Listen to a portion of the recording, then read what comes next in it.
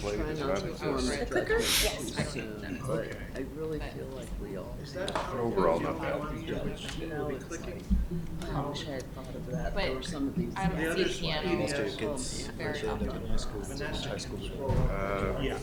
Normally Catalina, but we have kind of split to TUSD and Rincon as well.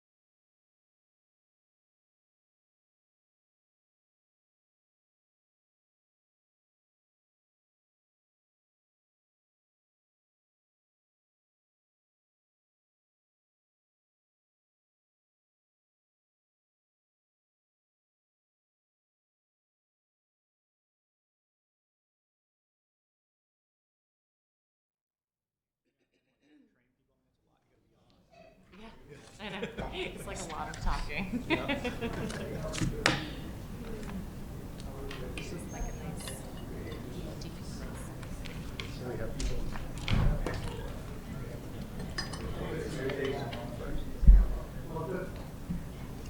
some people here.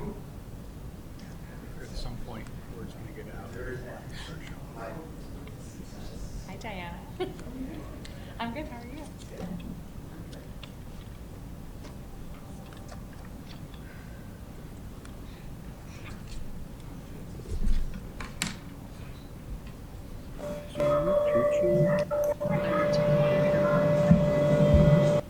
You're too young to retire. I taught for 40 years, but thank you. No, I'm, My computer's gonna. in 2014, I retired from teaching, and then they hired me back as the,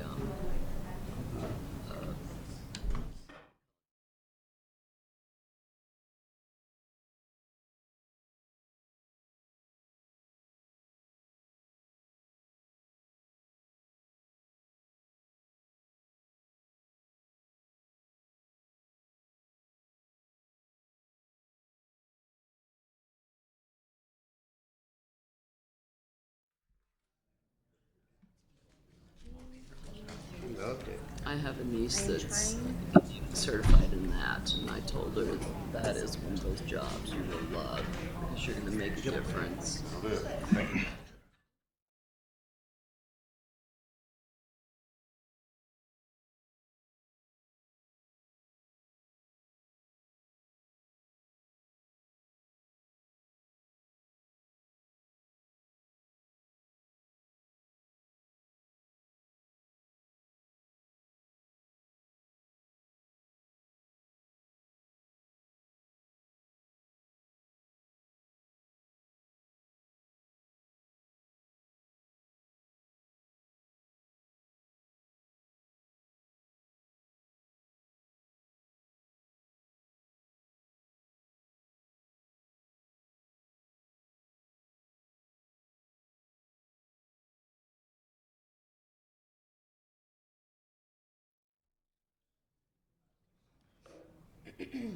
Just gonna wait about 5 minutes.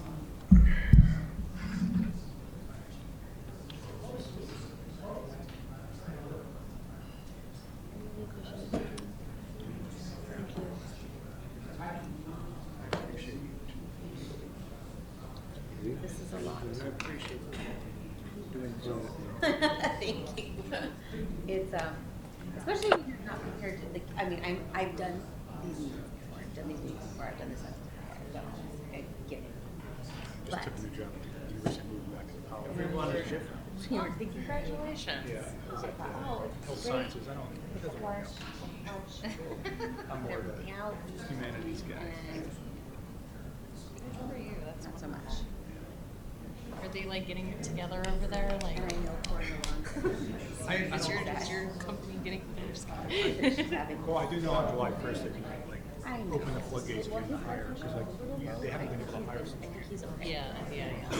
The job I got, college education was like, kind of, it was one of those things that Approvals, yeah, like I know like grant positions Right. and stuff are still open and. the job I got is part of finance Oh, okay. department. Oh, So there you go. they consider that, revenue generating. So Great. The last I meeting wasn't was there. a I was little in college awkward. education before. Nice.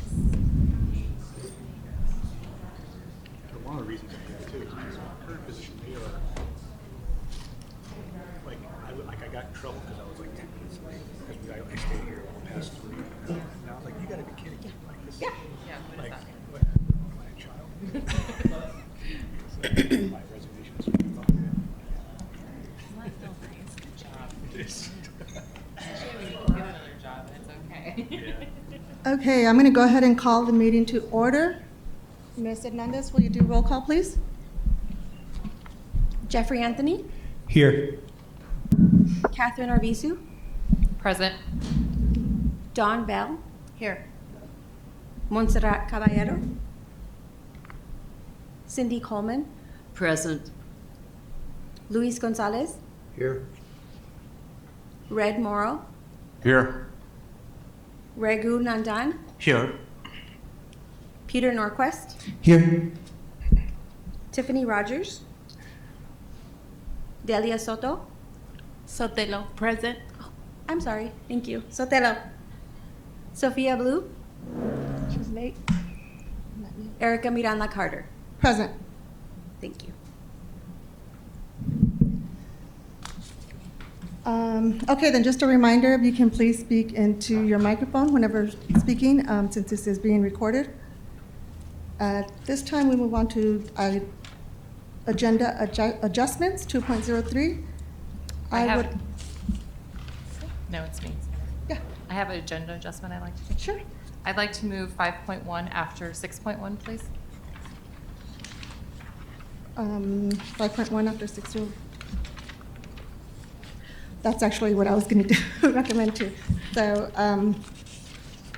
is there a motion to? I'll put a motion on the floor to agenda adjustment, moving 5.1 after 6.1. I can't hear. What's that? I can't hear you. Oh, you can't, I'm sorry. I'd like to do an agenda adjustment, moving item 5.1 after item 6.1. Is there a second? I Or second. motion? I second. Okay, all in favor to modify agenda as presented? Say aye. Aye. Opposed? And abstain. Okay, so motion passes. Alrighty then, call to the audience. Do we have any call to the audience, Mr. Hernandez? I have not received any, no. Okey-dokey. Okay, moving along to item 4.01, approval of bond oversight committee meetings from our previous meeting. I'll give you all a chance to look over those, some time to look over them. And whenever somebody is ready, I'll take a motion to approve those minutes.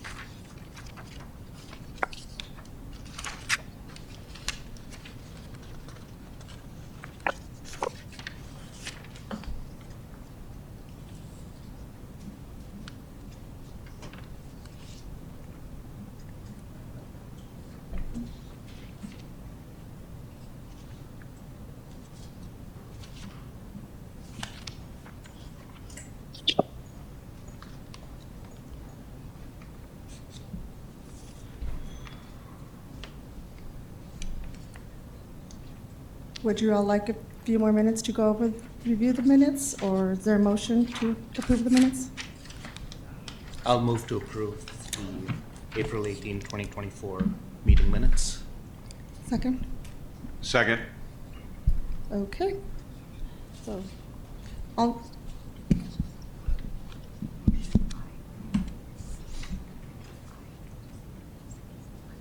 Okay, so, Mr. Nandan, you motioned, right? Yes. And then Mr. Morrow, you second? Yes. With that, you got that, Ms. Hernandez? Okay, so all in favor, say aye. Aye. Any opposed? Abstain? No? All right. Then. So next, we move on to item 4.02, reprioritize and expedite Rincon High School's domestic water line replacement. Dr. Carter. Thank you. Good afternoon, Bond Oversight Chair, Vice Chair, and members. We would like to have for action to reprioritize and expedite the Rincon School's domestic water line replacement. You should have received some documents from us previously as the why. We would like, this is already part of the bond. What we're asking here is to get those repairs sooner than later due to the issues that have occurred. So I would ask, are there any questions or anything we need to address before hopefully a vote? I have a question regarding the, I can't hear you.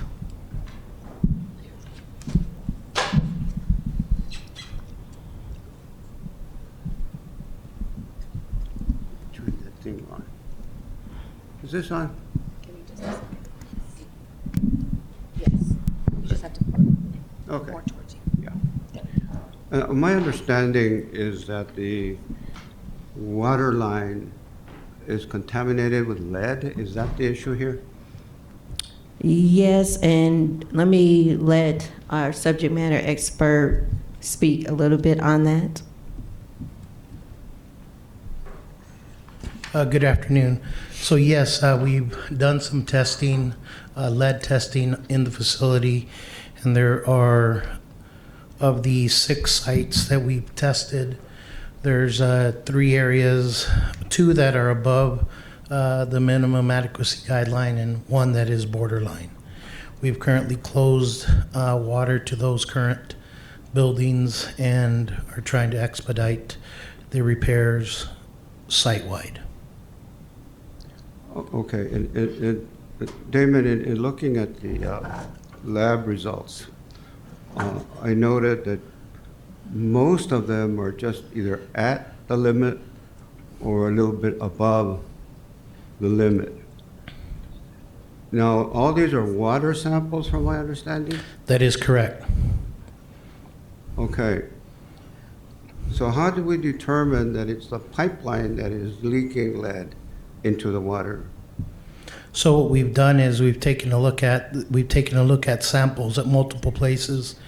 We started out in the main line, and then we also took samples at the backflow valves. The backflow valves is going to identify if the issue is a City of Tucson problem or a TUSD problem. The results there have come back fine. The testing that has occurred beyond the backflow valves is where we've had those testing results that have come above the minimum guidelines for lead in the water. So let me ask this, the fixtures, the valves, were those tested for lead content? We also tested the lead, and the testing took place actually not at the fixture because a lot of the fixtures currently are being replaced through the restroom renovation project. The testing took place beneath, inside the tunnels underground where there are check valves so that we can minimize that particular issue of it being a water fixture itself. So the actual water testing took place in the tunnels. There's different sites where we're able to access and open check valves to draw the samples from the main line as opposed to opening up a water fixture and taking it at that point. I see. I know that in the past, some years ago, there was some testing in a couple of the schools at TUSD, and they found that the valves were leaking lead because the old valves had more lead than the new ones did. And so since they were replaced, you didn't have to test those. Is that what you're saying? Yeah, so the main issue here is the existing domestic water line is about 33 to 40 years old, and it's all cast iron.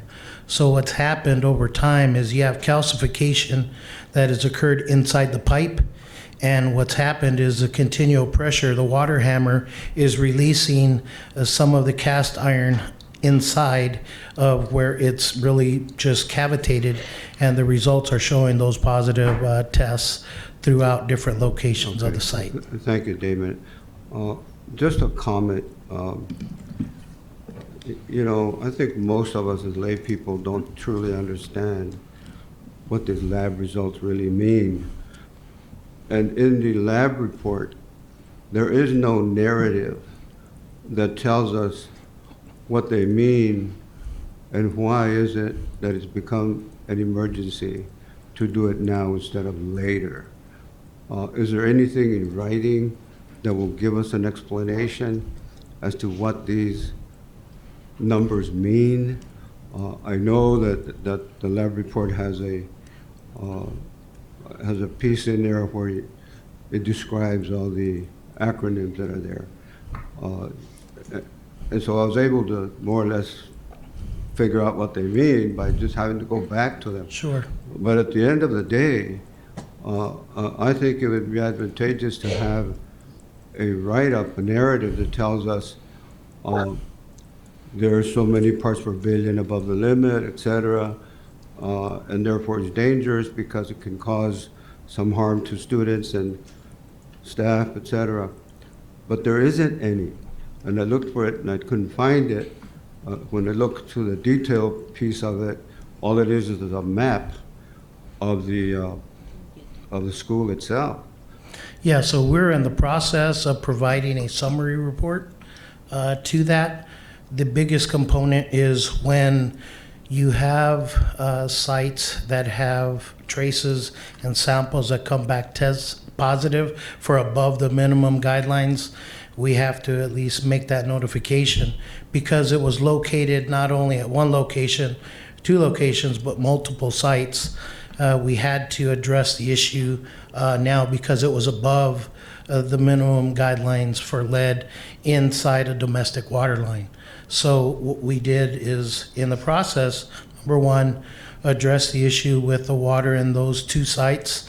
And the one that was borderline, we're asking the site to flush it consistently. In the meantime, what we're doing is they're finalizing the report to exactly provide a summary of exactly what you had mentioned. And we're also doing consistent sampling. We've really done it practically every day now since. Thank you, David. My final question is, how long has this been leaking to your knowledge? I couldn't say exactly, but the results in the tunnel, show it's been for a while. And I think we have a question. Was this one of the original projects that was listed for the school to begin with? Or were we just expediting it? Or? Yes, it is. It was a project that was identified in the bond book portfolio. Okay, and one other question. How do we determine Rincon versus university? Like, how do we know? I mean, the buildings are both used for both. Like, how do we? So it's a shared divide? campus, so, Right. I mean, it's both Rincon and UHS, and that's how it's identified in the bond book, Rincon, UHS. I have just a clarifying question too. When you say site, do you mean school sites? School site. Like there's at least 3 different school sites or buildings There's within Rincon? different buildings inside Rincon, With all UHS. within the Rincon, okay. Yes. Okay. And so the ask is really just to move it up. It was already identified to do this. It was already approved by the citizens to do. But originally, I said let's go slow to go fast, and that's true. But there are going to be times where, due to circumstances out of our control, we will ask that the Bond Oversight Committee go ahead and allow us to move that up. It's no more money. It's just moving it up since we have this issue. Yes. May I ask one final clarifying question? When I looked at the report, I saw that lead was mentioned. Were any other contaminants tested for, or did it focus only on lead? So the testing identifies lead independently, but there are other tests that show up in that particular testing. Was there anything else of concern that showed up besides No, lead? lead was the only. The only one that was flagged? Yes, that's correct. Okay, great. Thank you, Damon. Can I ask what would be supplanted or moved to move that up? And how or is it just a pecking order type thing? It just would be moved up because, as you know, we did the Q1. I'm proposing the Q2 now. We still have plenty of money left. We had for the first, we're going to do away with the word term phase, but the way it came out, the first allocation or issuance, bond issuance, were $150 million. We're not even close to that. So it'd just be a matter of voting and saying yay, and then we can provide the summary report, I would assume. Can we provide the summary report when that's available?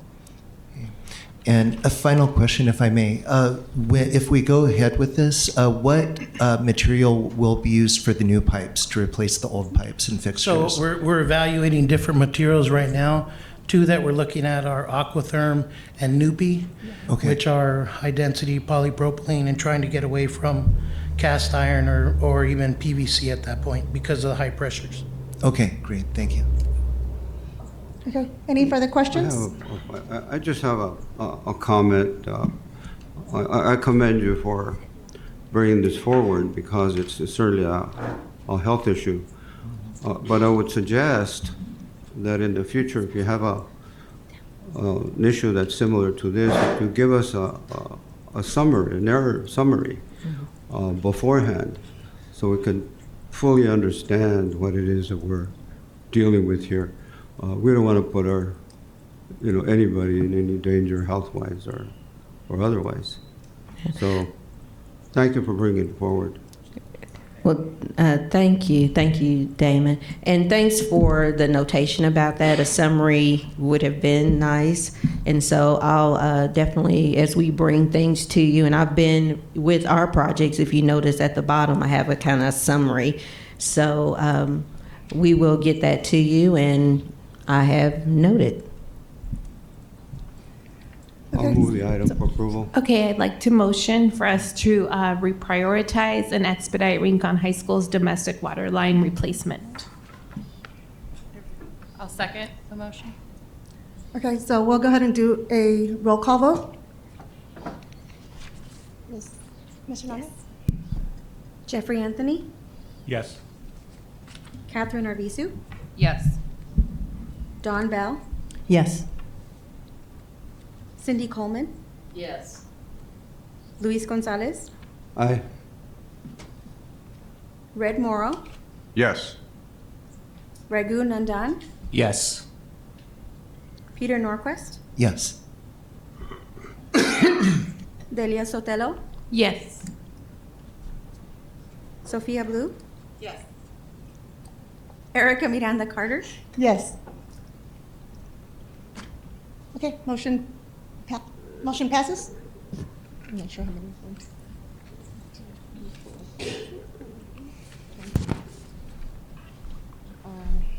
All right, then, on to the next item. That would be item 6.01, review of bond projects and priorities. Dr. Carter. All right, I'm here again, or I didn't move. Well, I am so excited, and the team, so excited to share with you about the progress and planning of the bond. Just within the last 4 weeks, so much action has happened, so we are eager to share it with you. All right. So what we're going to be talking about today is we're going to have a purchasing overview and status of purchases. We're going to talk about the AED statistics if we need further questions. I know that came up the last time. We're going to show you the updated bond dashboard, the proposed Q2 projects, the bond oversight committee feedback, as we want your feedback. We're going to also talk about staffing and where we are there, and then the next steps. So next, we have the pleasure to have Diana Kerfoot. I hope I said her name right. She is the TUSD Director of Purchasing, and is going to talk to us about purchasing. Thank you. We are excited about this bond and all that you guys are going to be able to do for the district and for staff and students and the community. This is so exciting. I'm Diana Kerfoot, Director of Purchasing, and we are going to be instrumental working with the team on bids and obtaining quotes and getting all of those things in place so that we can make those purchases and get those projects going. For an overview, we'll start with we can do, there's different ways that we can obtain bids and quotes from vendors. Formal requests, and I have on here to bid or not to bid, which you thought was very cute. We love that. Yeah, it really truly is. When you look at something, it's do you bid this out or do you not bid this out? And then you look at those factors. An invitation for bid, and in purchasing we have a lot of acronyms, so IFB refers to invitation to bid. Bids are awarded to the lowest vendor. So bids are mostly used for products that are widgets. You want to go out, you want to buy HVAC units, you want to buy musical instruments, you want to buy, notebooks. You're going out for something that's fairly specific. You know what you want. You have the specifications. We put that bid out, and if you do it as an IFB, you do it and award it to the lowest bidder. So if someone comes in and they have the lowest price, that's who you go with. What we do is we look at all of the solicitations, we look at all of the responses, and you determine, are they responsible and responsive bidders? Did they respond to the items that you requested? Did they give you the information? Did they provide what they needed to provide in the scope of work that you gave them? If they do, you find them responsible. They're responsive if you think that they can provide the service and give you what you need. And then the pricing on a bid is firm. If they give you that pricing, it's non-negotiable, it's firm, you award to them and you move forward. A request for proposal, which you'll hear RFP a lot, is it's awarded to the most advantageous vendor proposal. So you will put out a solicitation, and like what I like to say is you're putting out something from point A to point B. You're saying, here's where we are with this software program, or here's what we do now, here's what we'd like to do, and we want you as the vendors, you take us from point A to point B, you tell us how to do it, what we'll do it, and then you give us the price to do it. And that is evaluated by an evaluation team, which we usually have a contract liaison, someone that kind of heads up the team, and then you have evaluators that will come in and evaluate based on the criteria. And the criteria you put in place, cost, time frame, references, there you can come up with a slew of criteria. Usually it's 4 or 5 criteria that you're looking at, that all the vendors, you will score them on that, and it's the highest criteria going down, and the criteria scores have to equal 100%.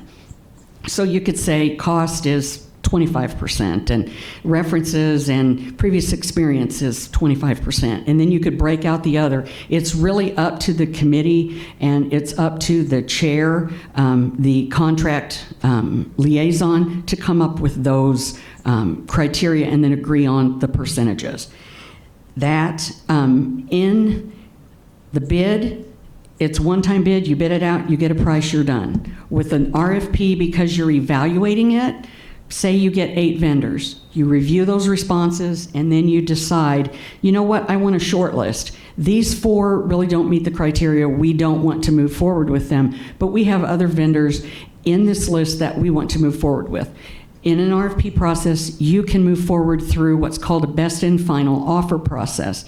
You bring them in, they can do presentations, demonstrations, you ask additional questions, and then we send them a best and final request for their best and final offer. It's when I tell them, sharpen that pencil and give us the best price that you can give us.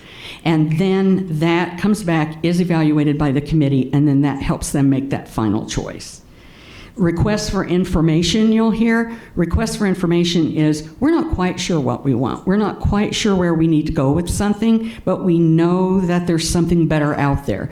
You can go and do what's called a request for information. We put out and say, hey, we want to do a security system, but we're not quite sure all of what's entailed. Here's what we have, what's available in the marketplace. And you put that out and have vendors respond, but pricing is not included. You don't ask them for a price. We just want to know what's out in the market. And then you take all that information that you've gathered, and the team sits down, they go through it, and then they create a scope of work. And then that's what will be brought to you guys to review and determine what we need. Scope of work, scope of services, that's what you'll hear. SOW is another acronym we like to use. But to me, scope of work is basically you're giving them, here's what we want, and that's a bid and it's specific, or you're saying, here's what we want to do, here's where we are, here's where we want to go, and then you work with the vendor as a partner to take you there. They show you how to get from where you are at point A over here to point B. You see, where am I at? Oh, I gotta flip my page, here we go.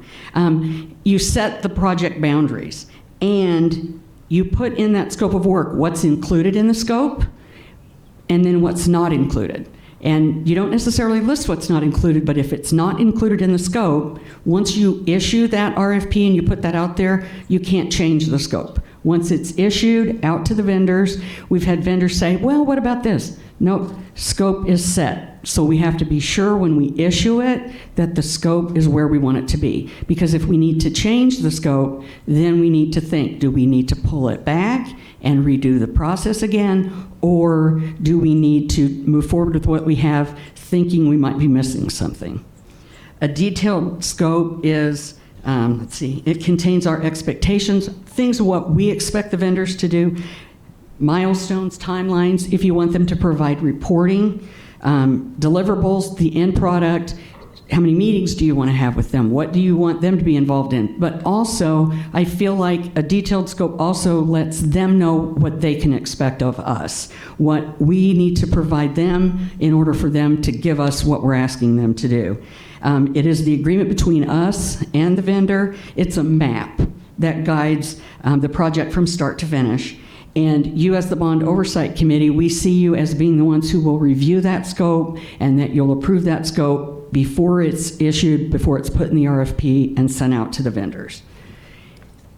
And you'll hear cooperative contracts, which we do have the ability to go out and use cooperative agencies. The state procurement office is a cooperative agency. We have SAVE, which is the Strategic Alliance of Volume Expenditures. It's a group of school districts and counties, cities, governmental agencies that get together. And what we do, and we participate in a lot of them, and we actually are the lead agency in a few contracts that are out there with various cooperatives. We go out and collectively collect. I'm going to put the solicitation out. Do you want to participate? How much do you think you'd spend? And then we collect it, we become the lead agency, or we piggyback, as you'd say, off of other lead agency contracts, and that hard work that you're doing of the solicitation process and going through all of that is done for you. They've done the competitive process. So that meets that checkbox that we have to do when we say we've done a competitive process. The cooperatives have already done that competitive process for us. And then we can go out and pick vendors that have been vetted through them. We do our due diligence and make sure they meet all of the state of Arizona procurement rule requirements, and we make sure that it's a good fit for the district. And the one good thing is it saves time. My staff has been cut, and I have 3 contract agents, so for us to put out a contract for everything we do, I'd be begging these guys for tons more staff.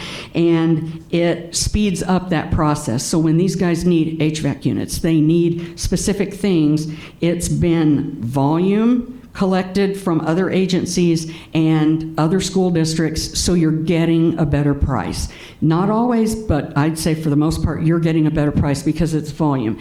Apple, for one, iPads, Apple doesn't sell them directly to any district. They will not respond to an RFP. You have to go through a cooperative. That's where you get it, because that's where the best price is because they've taken all the districts, and that's how they can give you a better price. It saves taxpayer dollars. That's what we're looking to do, is to get the best deal for the district that meets our needs.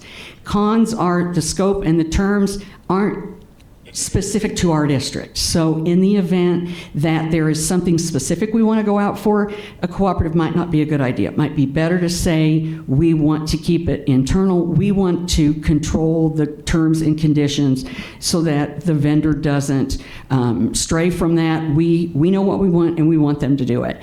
And navigating the additional levels, that's where that comes in, is if we have an issue with say we have an issue with a vendor, we try to work it out with the vendor. If we can't, because it's under a cooperative, then we have to contact that lead agency, and then we have to get them involved, which is just another layer. So I can say it's great for a lot of things, but sometimes you do have to look at it and say, you know what, we're better off doing this ourselves, being in contact and contracted directly with the vendor.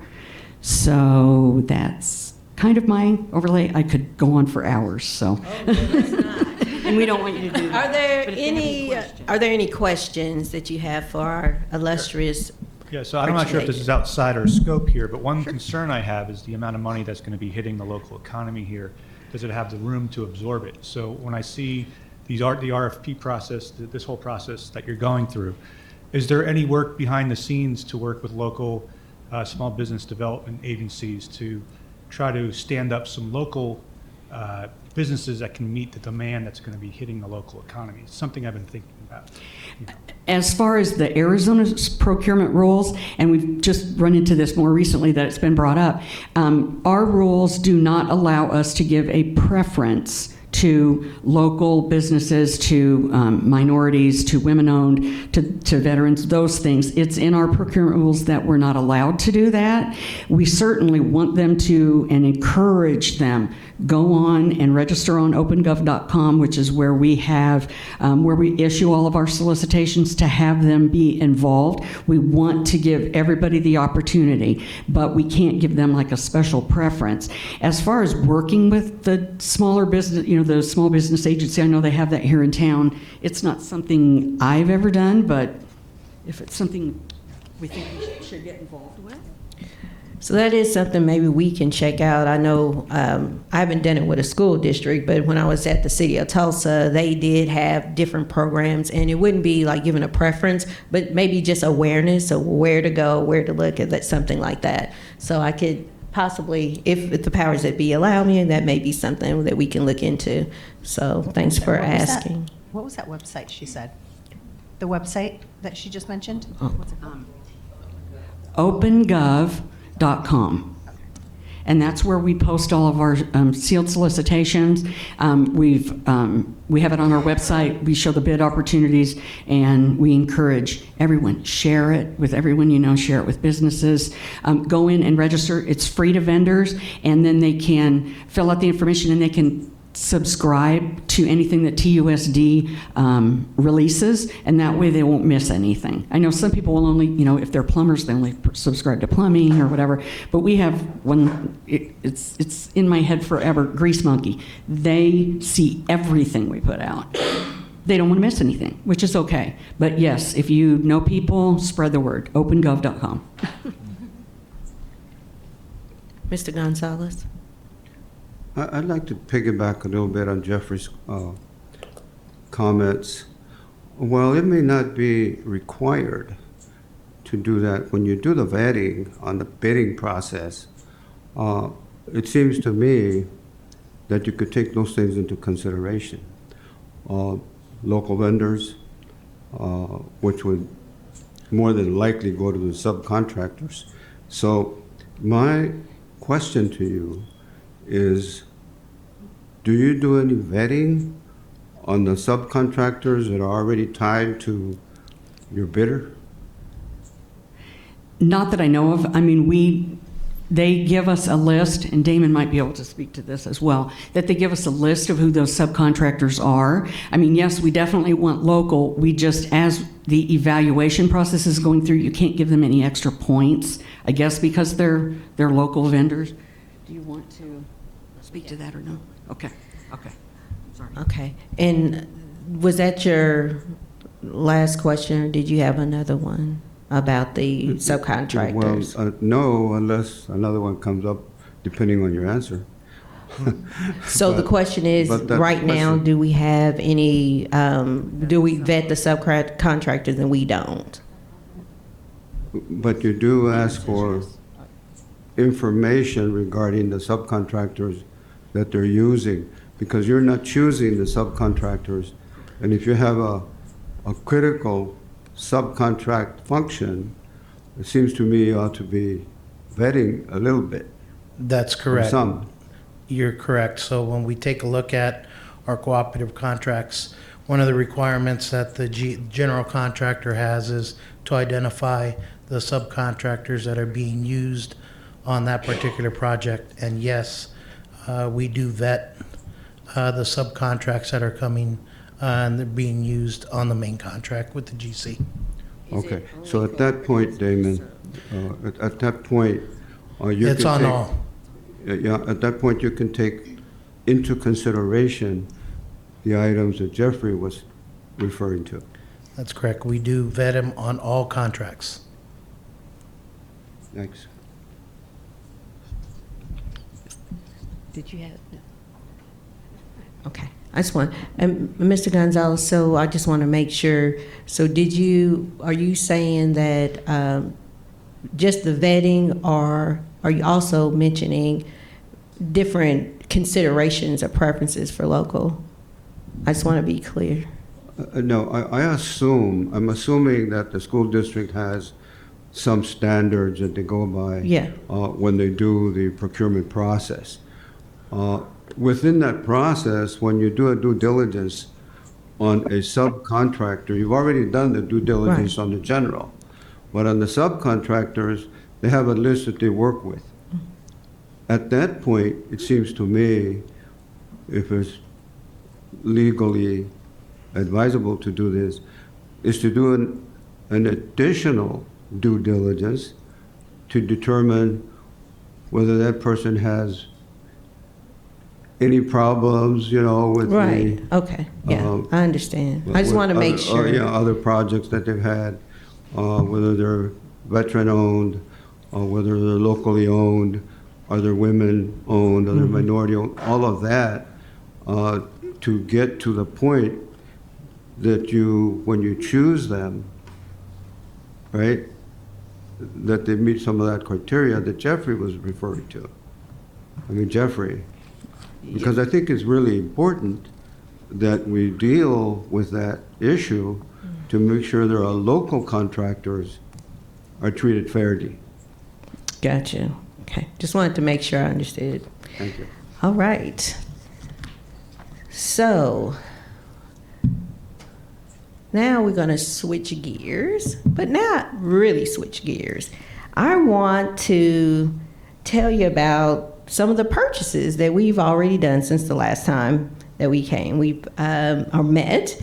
We purchased 72 of the AEDs for $136,257.62. The marquees actually came through my queue on yesterday, and I was able to approve those for the 8 marquees. The HVAC is in process, already been turned into purchasing. The technology as well has been turned into purchasing. So, and we've already purchased with the bond management services $418,650. So those are some of the administrative things that we have to do to take care of the bond. So those are the purchases that we've done thus far. We will be keeping you abreast of the purchasing. We are meaning I, is coming up with a format that we'll have so you guys can look at the reporting and know exactly where we are. So we're just starting, but for the next June meeting, I can show you some of the reports and you guys can give me feedback on what you like or what you might want to see. Ms. Carter? Yes. Quick question about this slide. I spoke with Damon about this earlier personally, but I wanted to bring it up again because it occurs other members of this committee might be interested in this also. I would be interested in getting the specs for the HVAC units, and it would be great to get those before a final purchase is made because I just want to be able to review it, and perhaps someone else might be also, to make sure that there are no lingering questions about that before you make a final purchase commitment. So the HVACs we've already, it's in process, but we're going to continue, and that's one of the strategies that we'll be talking about is continue doing HVAC so we can get that spec, and so on the next set, we can definitely have, the input, but we've already purchased the other. Is it still possible to get the specs even for the purchased ones just for inspection? So I'm agreeing with you. I'm saying Yeah. you can get the specs for Q1.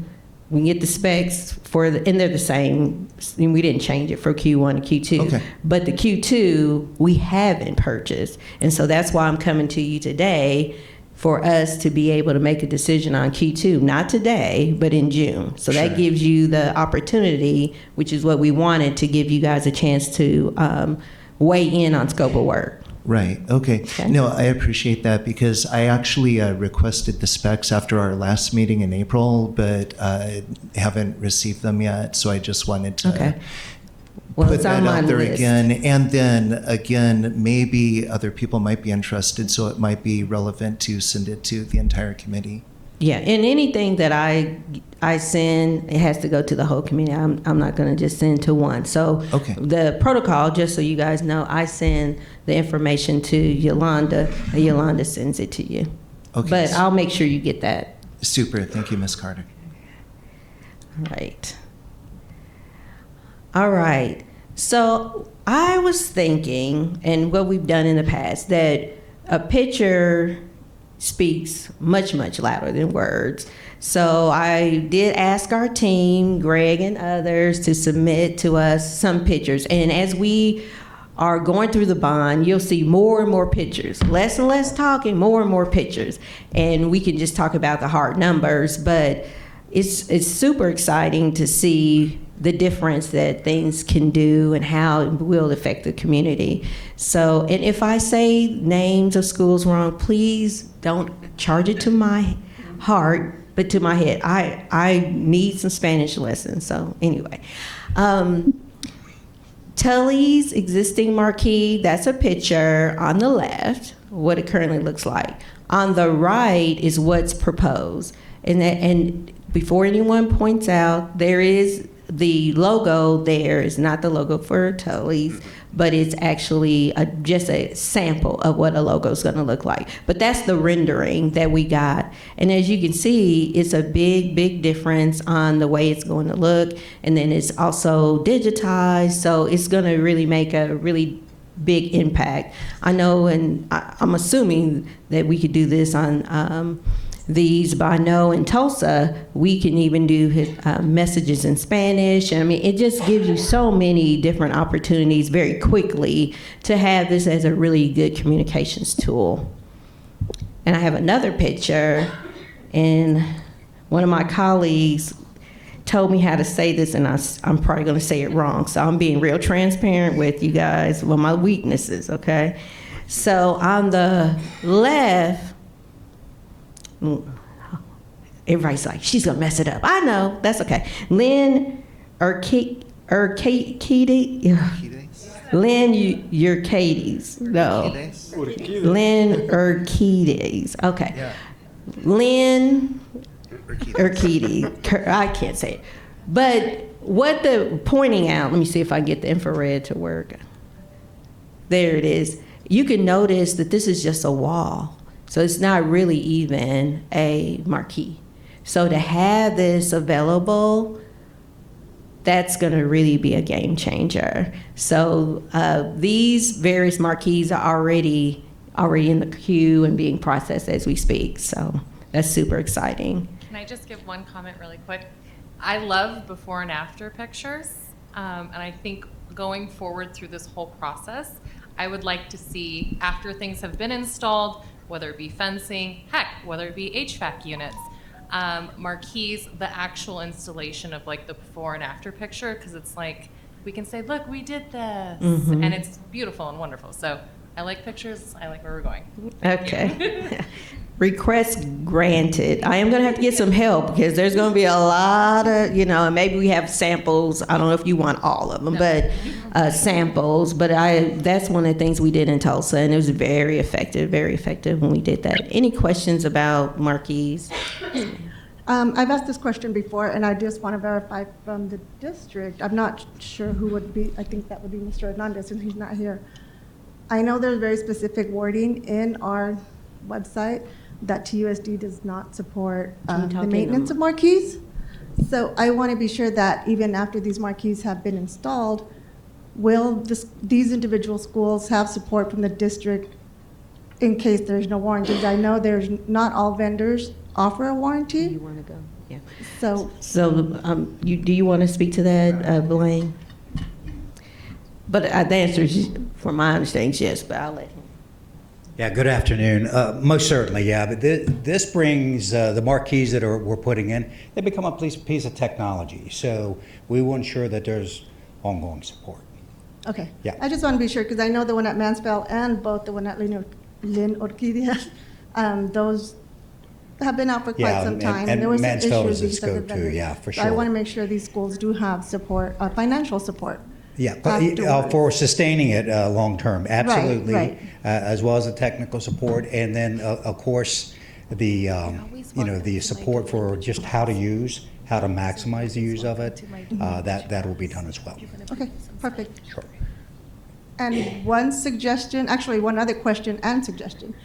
I think there's with the number, the dollar amount here, does that also include any electrical that will have to be run to these marquees? Yes, the answer is yes. Damon is saying yes.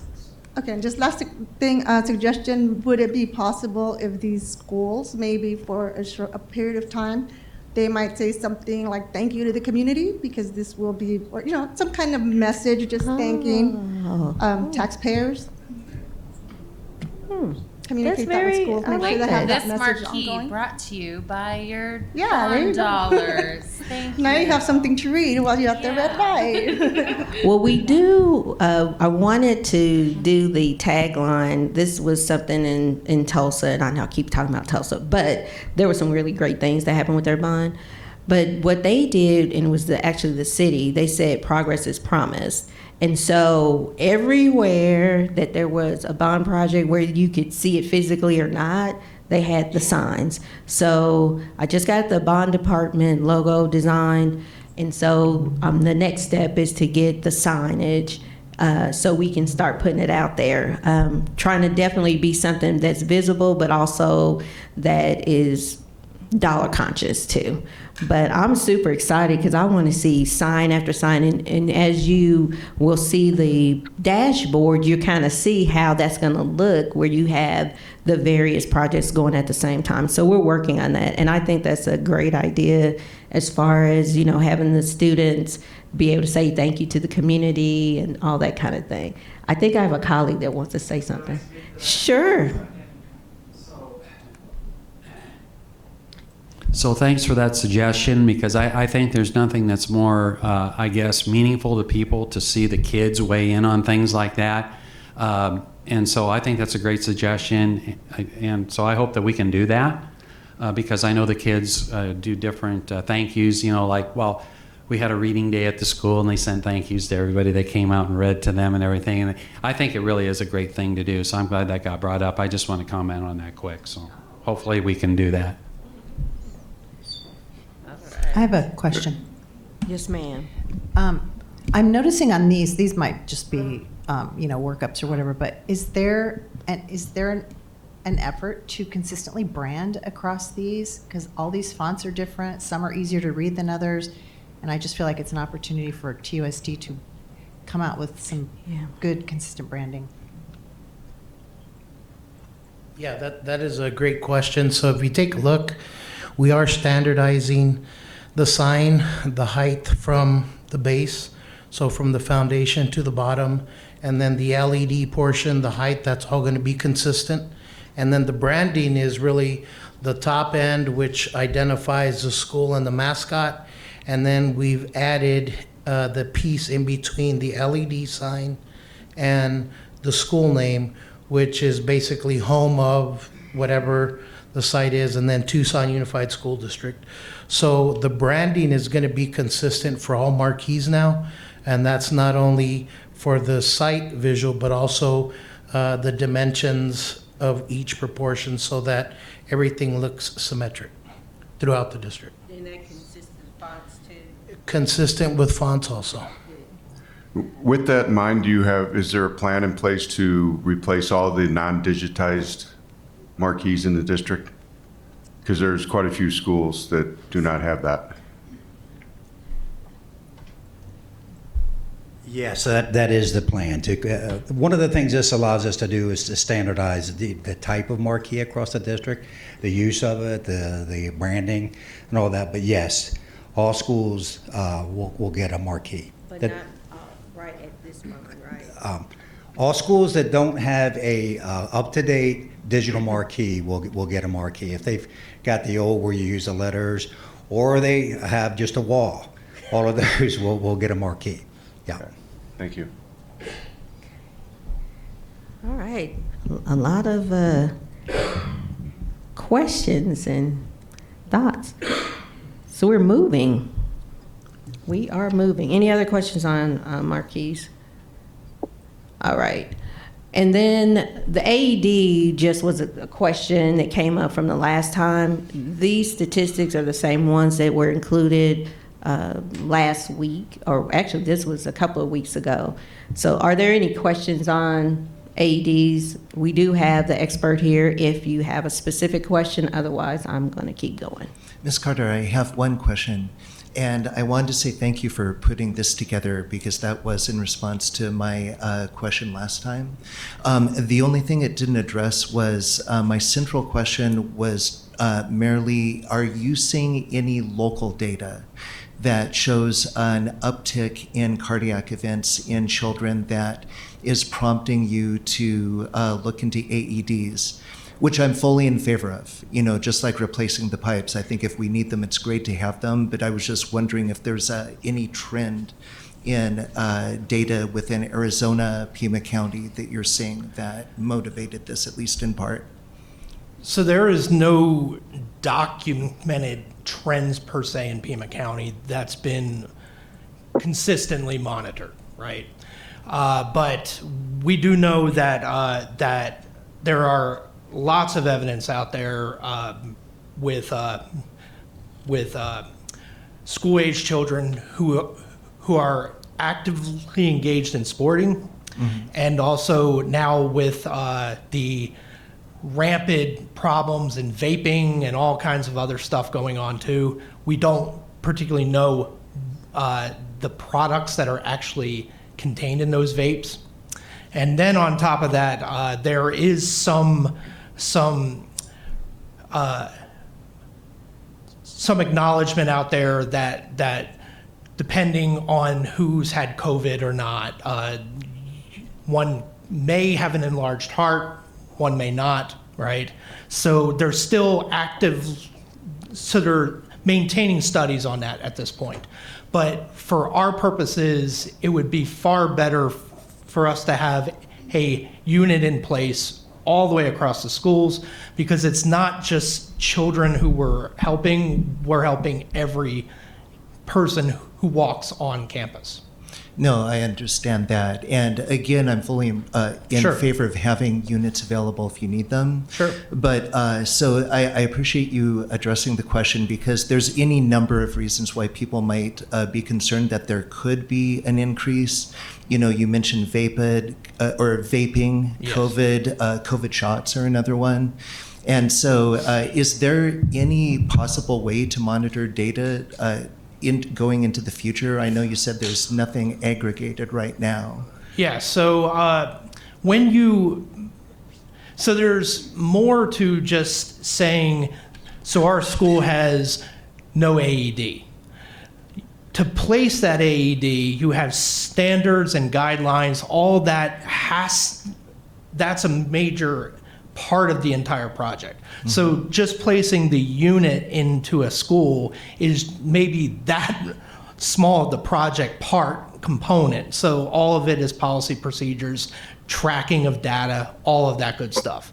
So every unit we have is being tracked, so at the state level, and it's also being monitored here. So within our school district as well. And if the units get used, we have an entire process as to really fully evaluate why it was utilized, how it's engaged, training, all that good stuff in there.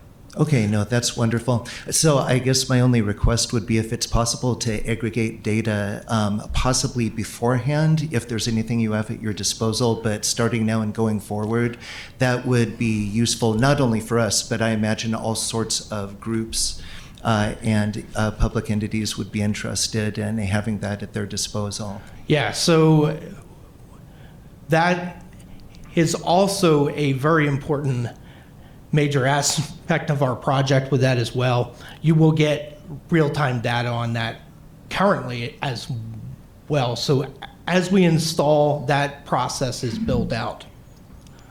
Okay, great. Well, thank you very much. And if it's possible to put together a data sharing plan on that data in the future, if you could let us know how that might be done, then that would be appreciated. Thank you.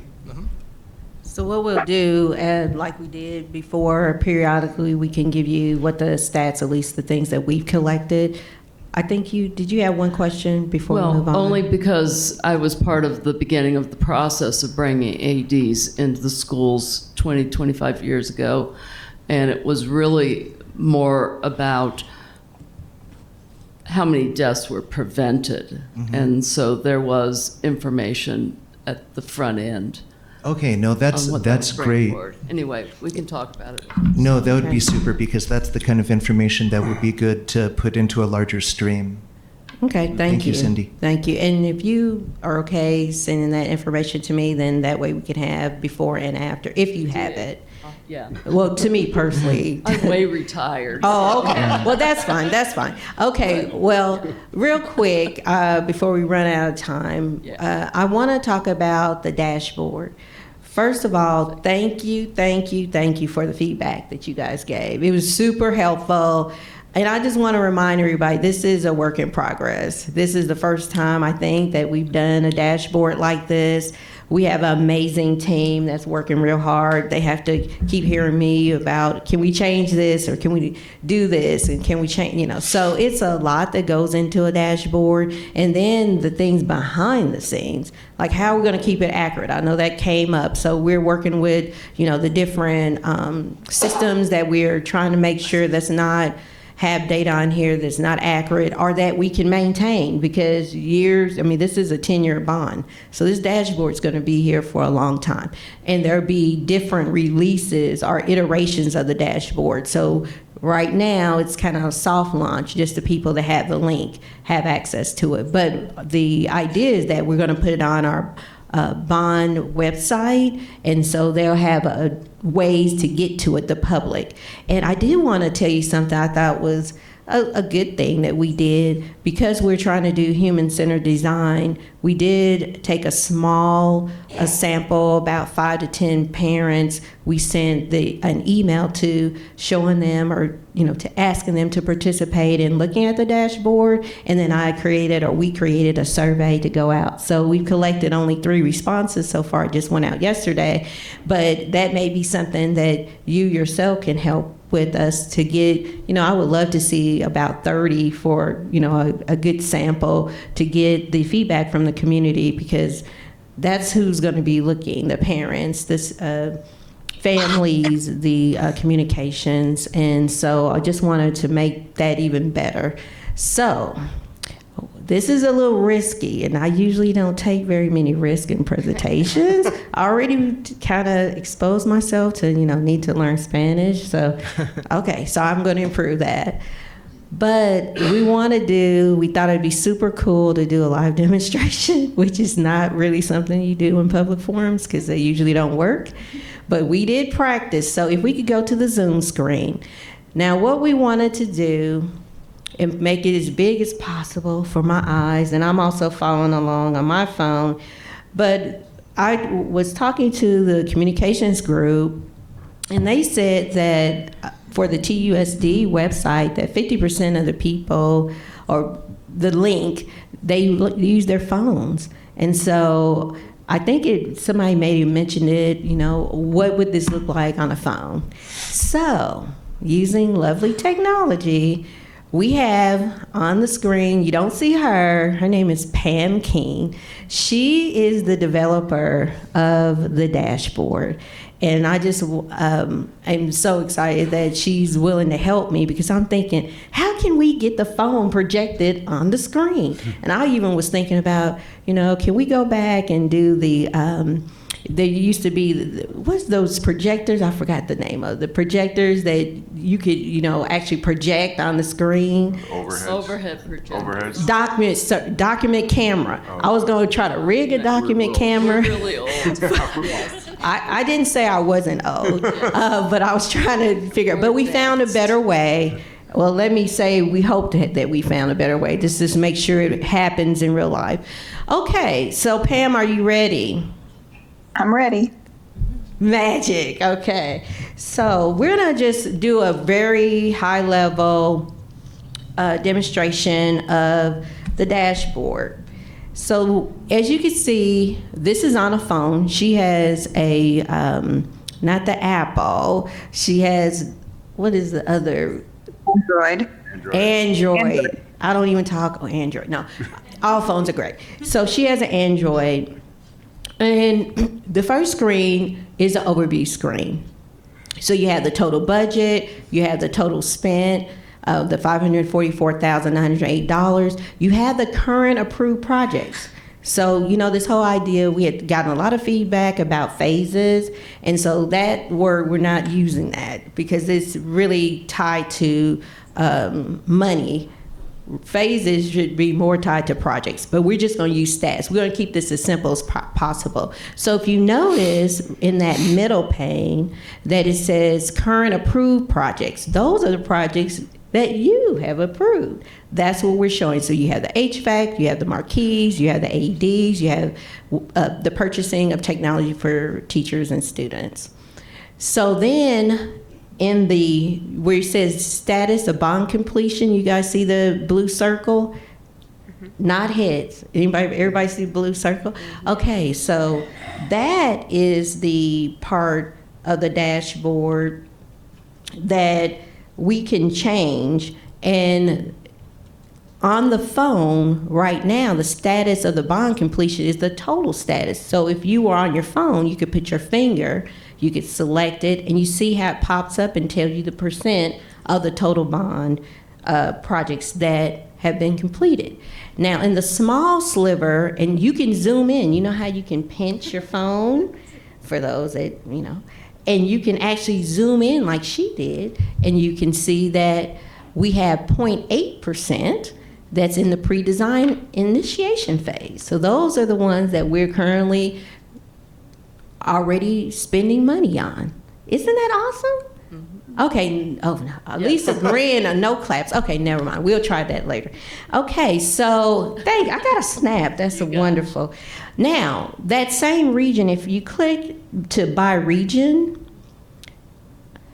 that basically shows you the projects, how they're divvied up for the whole bond in the 5 regions. So you can see the percentages there. So here again, this is the overview screen. Then if you go to by category, I know there have been questions on, how are we following the bond book? Yes, we are. I have the bond book printed and it goes where I go. So the categories that are in the bond book, we have listing the number of projects by category, and you can see how she selected, and you can see those projects by category. And again, this is for the whole bond. So this is an overview. Okay, so I want to now, we're going to make it a regular size. We're going to go, you see where the blue is, the little tab. We can go over to schools. Because we're thinking, most people want to know, well, what's happening at my school? What's happening at my school? So for this demonstration, and I'm going on my phone as well, because I can't see the screen that well. I'm telling you all my weaknesses, but it's okay. We're friends, right? Okay, so let's select banks. Okay, so I'm selecting bank on my phone. So notice that you get the project description, you get the estimated cost, and you get the status of completion. So all those are things directly, so as we actually work on these projects, we'll be updating this. Now, let's take a look at a school that does not have a project. Let's go to Borman. And what that means is with the current projects we have right now, because remember, we're going slow to go fast, so it's not all the projects, which is like 1,700, but this is the current projects that have been approved so far. So do you notice when you do Borman, that particular one says no projects. There are currently no projects at the site, and so that just means at this point, at time. But what about if we go to Blendman? Dr. Carter, I wonder if there's a different way we could phrase that. I fear some people might think like, oh, they're not going to do anything at this site like during the 10 years. I wonder if we could change that phrasing there. What would you suggest? Because there are currently no projects at this site. Can I think on it and get back to you? Of course. Is there like another tab that would be like proposed projects for this site? We didn't have that. We were trying to keep it kind of simple too. Right. So that's the other problem. Because remember when we had all the it was just overwhelming. If we could put our heads together to think of a better way to say it, I think that would help. Or just say, check back soon. Oh, I like that. You could add that at the end. Like check back soon. So would you keep, there are currently no projects at this time, check back soon? Yes. I love that. That's why we are here together. Okay, so Thank you.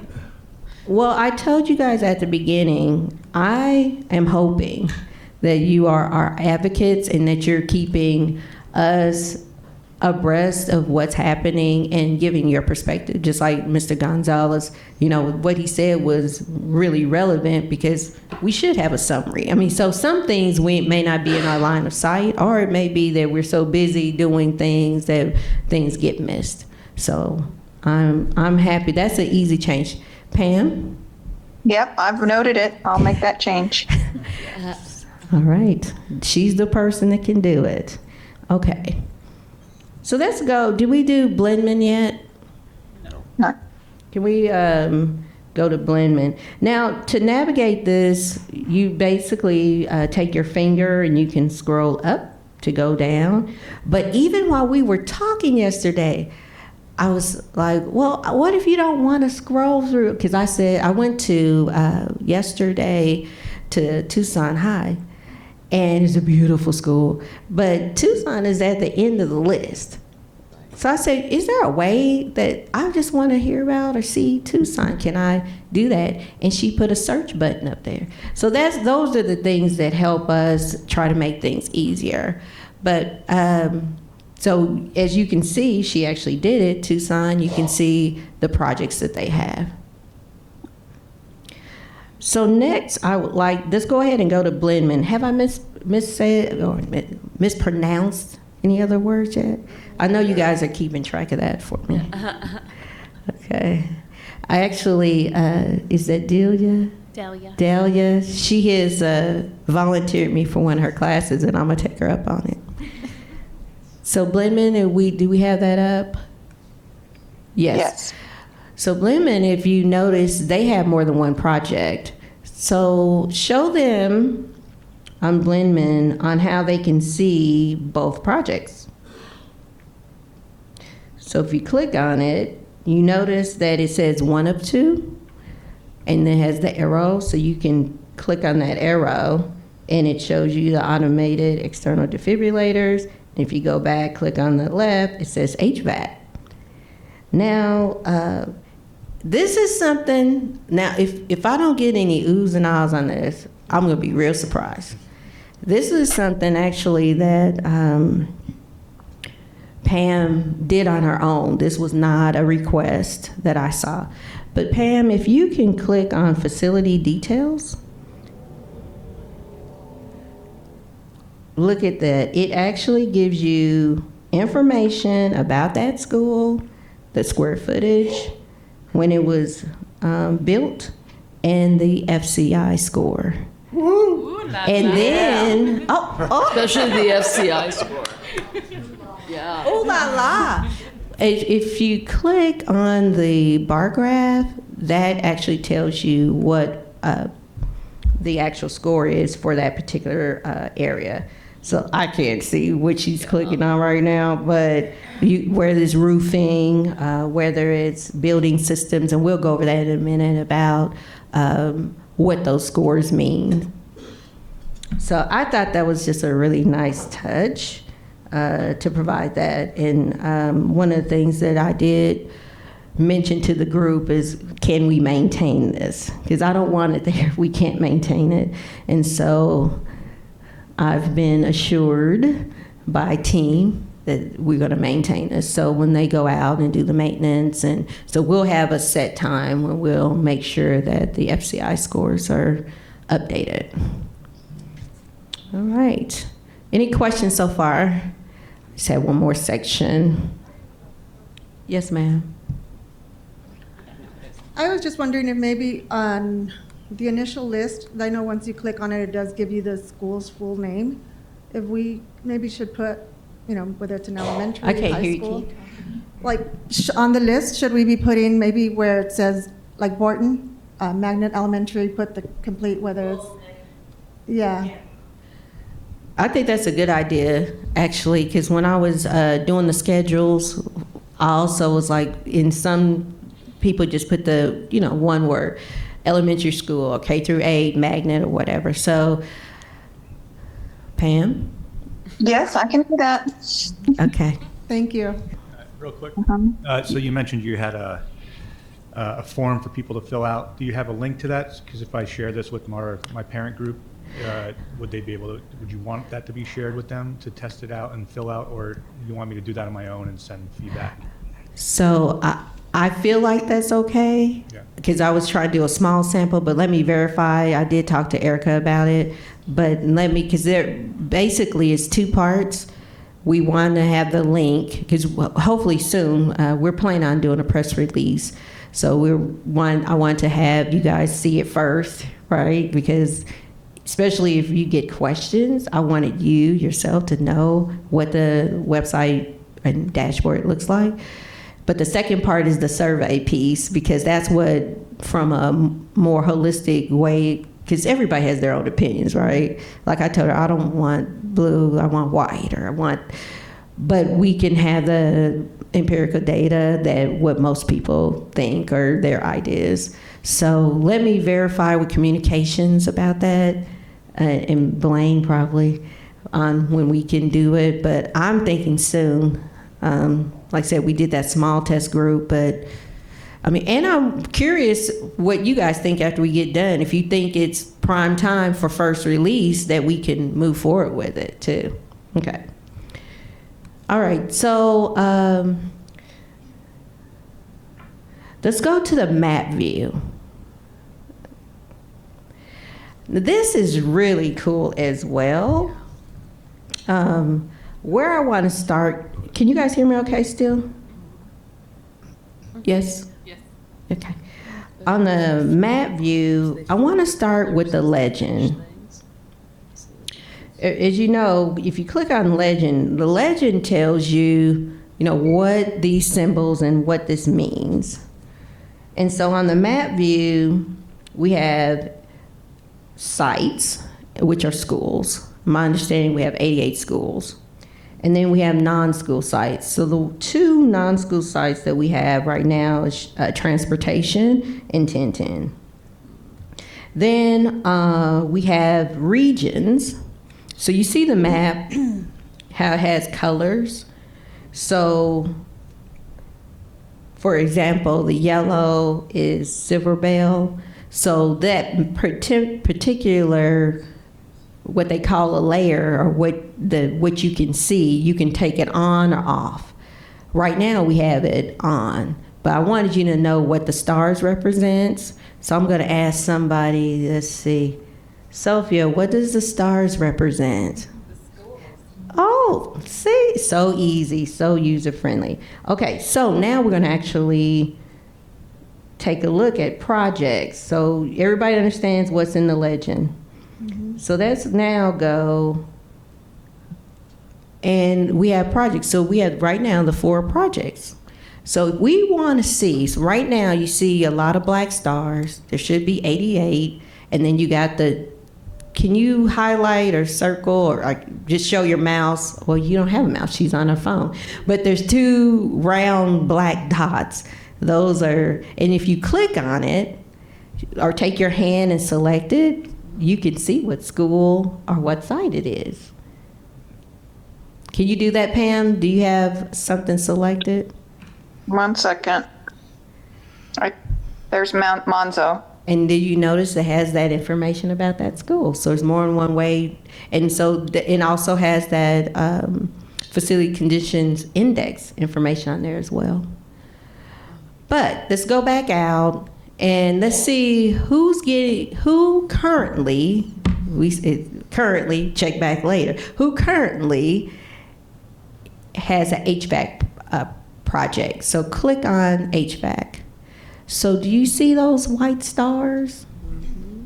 So that's showing you currently we're working on. So it's a pictorial way to see where the work is being done. And so if you click on the white star, you can actually see the information about the school.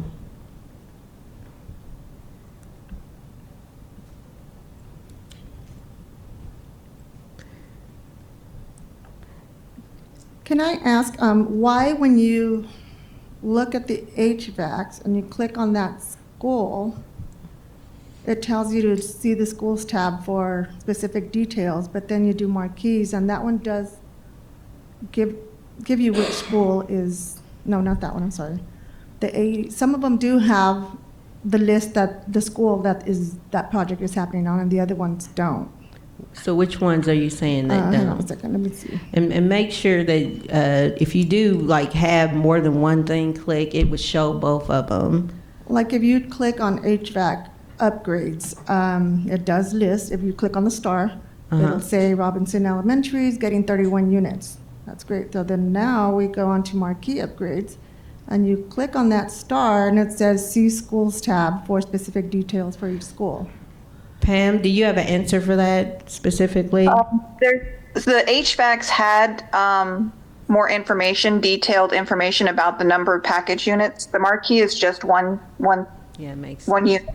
So marquee, so the HVAC you're getting more than one. The marquee you're just getting one. No, but I'm just saying, like when you click on the star, it doesn't give you the school that's getting it. It doesn't list the school site. It The just school says name. marquee. Yeah, Let me just. Header, like this. Yeah. So I can change that. Do you want the school name there, like it does in the Yes, when you HVAC? click on the star, be able to I say. think it should be consistent. So if you're Right. doing it for one, you should do it for all. So the name is in the notation. It's not in the title, but I can say that this, for each marquee, that it's going to this school. I can make that notation. So we can add that. Yes. Okay, I'm looking on when you click on the actual marquee and then the little notations that come up on top that gives a description of the project. Under that, the other ones do say the name of the school. And for marquee in particular, it does not. We can add that, is what she's Okay. saying. Thank you. And that's what helps us, you know, people looking at it different ways and looking for different things. So that can be added. So can we, so what happens, let's go ahead and click all of the projects and let's see what that looks like. So then you see the white stars and you'll see where there's some project of some kind happening. The only thing I think I forgot to show, Pam, can we show for a particular school what status of completion they're in for their project? I think I missed that part. I did see it somewhere. That's in the schools layer. Can you go back, and I want to make sure they see that. So she's going to the schools. And, what school would you guys like to see? Just holler out one. Line Weaver. I know what you're trying to do. I got that one. So you do have to select after you put it in, you have to select it. So it looks like that we have AEDs. Does that one say 1 or 2? I can't see that from here. Or it just shows 1? Just 1. Just 1. So we really tried to make this more simple, simplistic. Any comments? And then you have a exercise that'll take 2 minutes.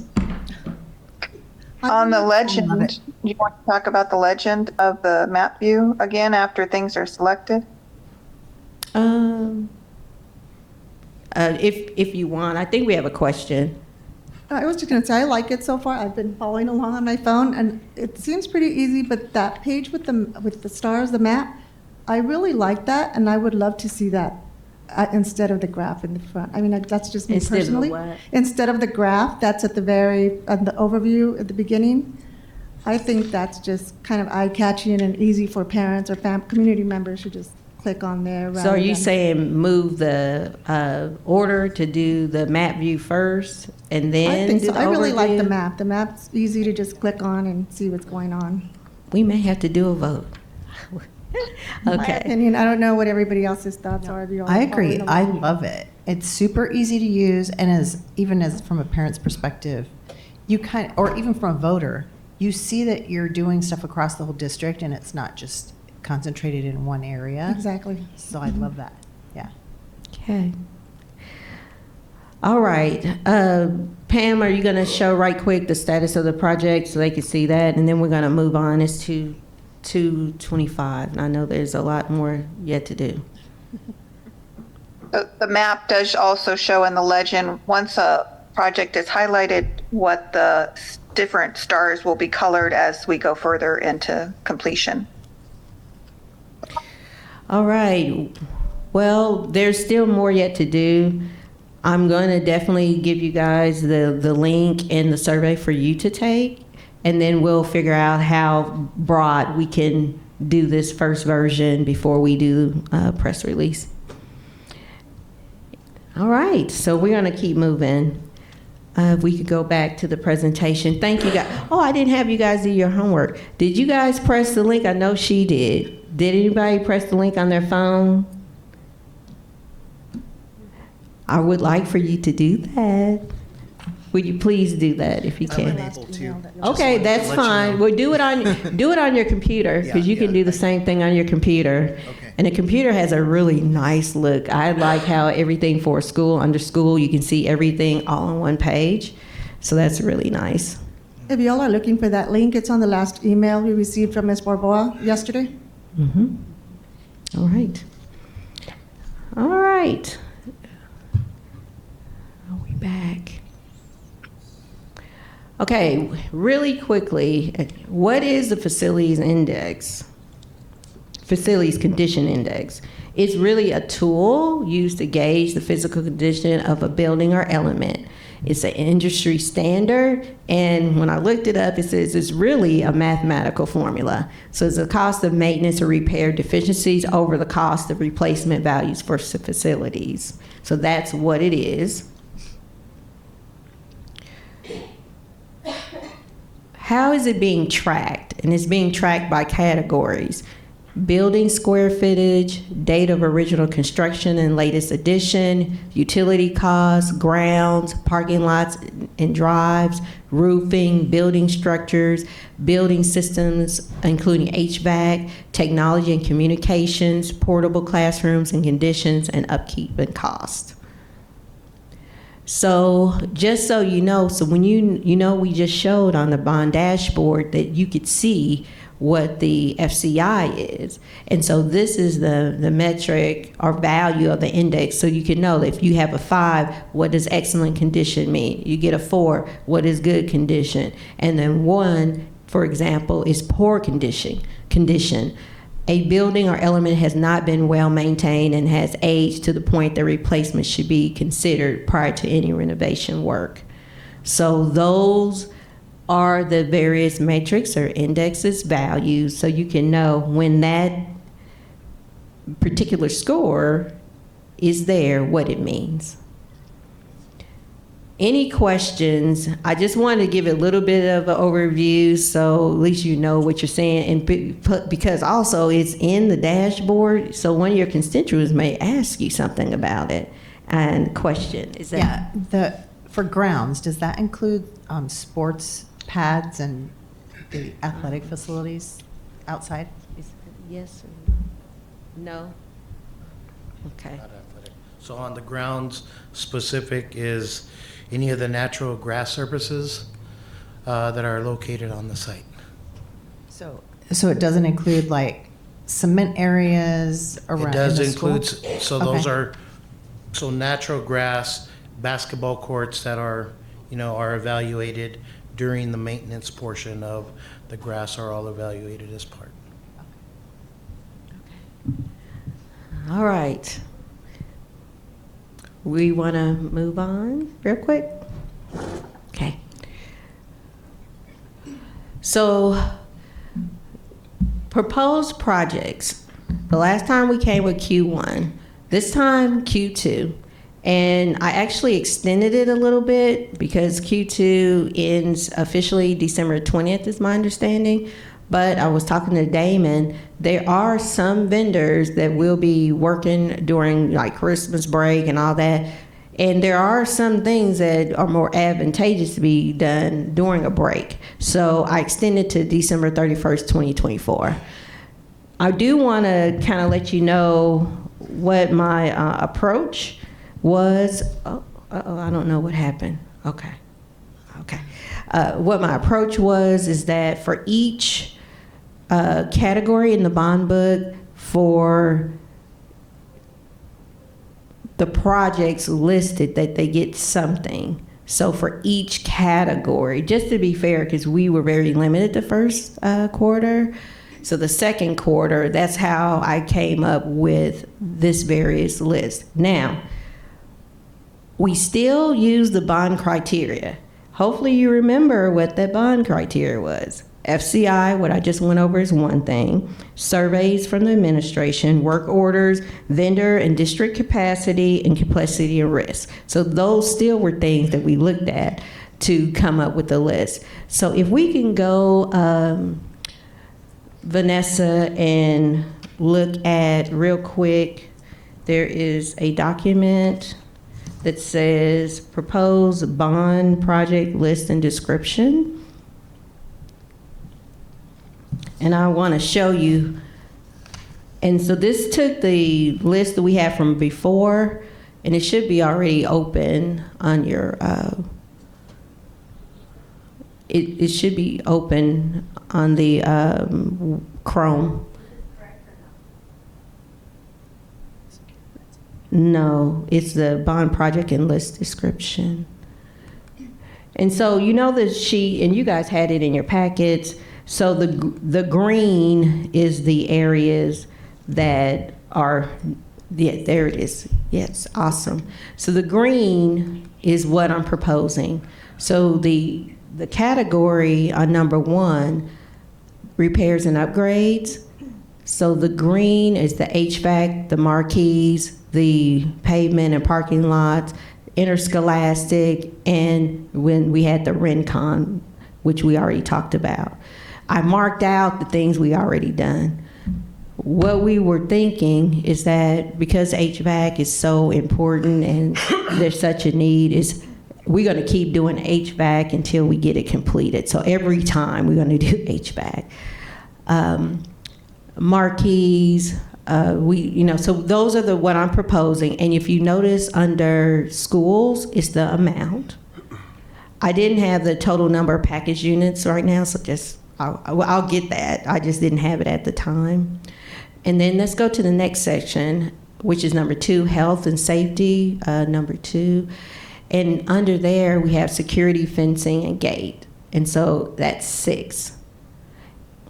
Then under improvements to classroom and learning, we do have some fine arts improvements. On number 4, access to updated educational technology.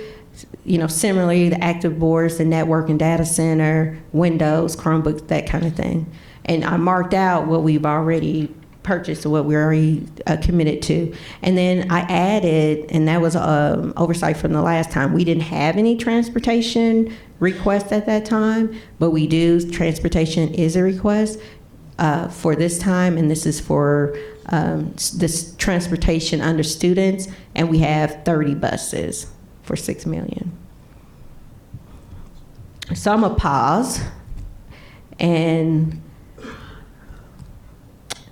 see if there's questions. And the idea is, before we were in a rush because we needed to get going.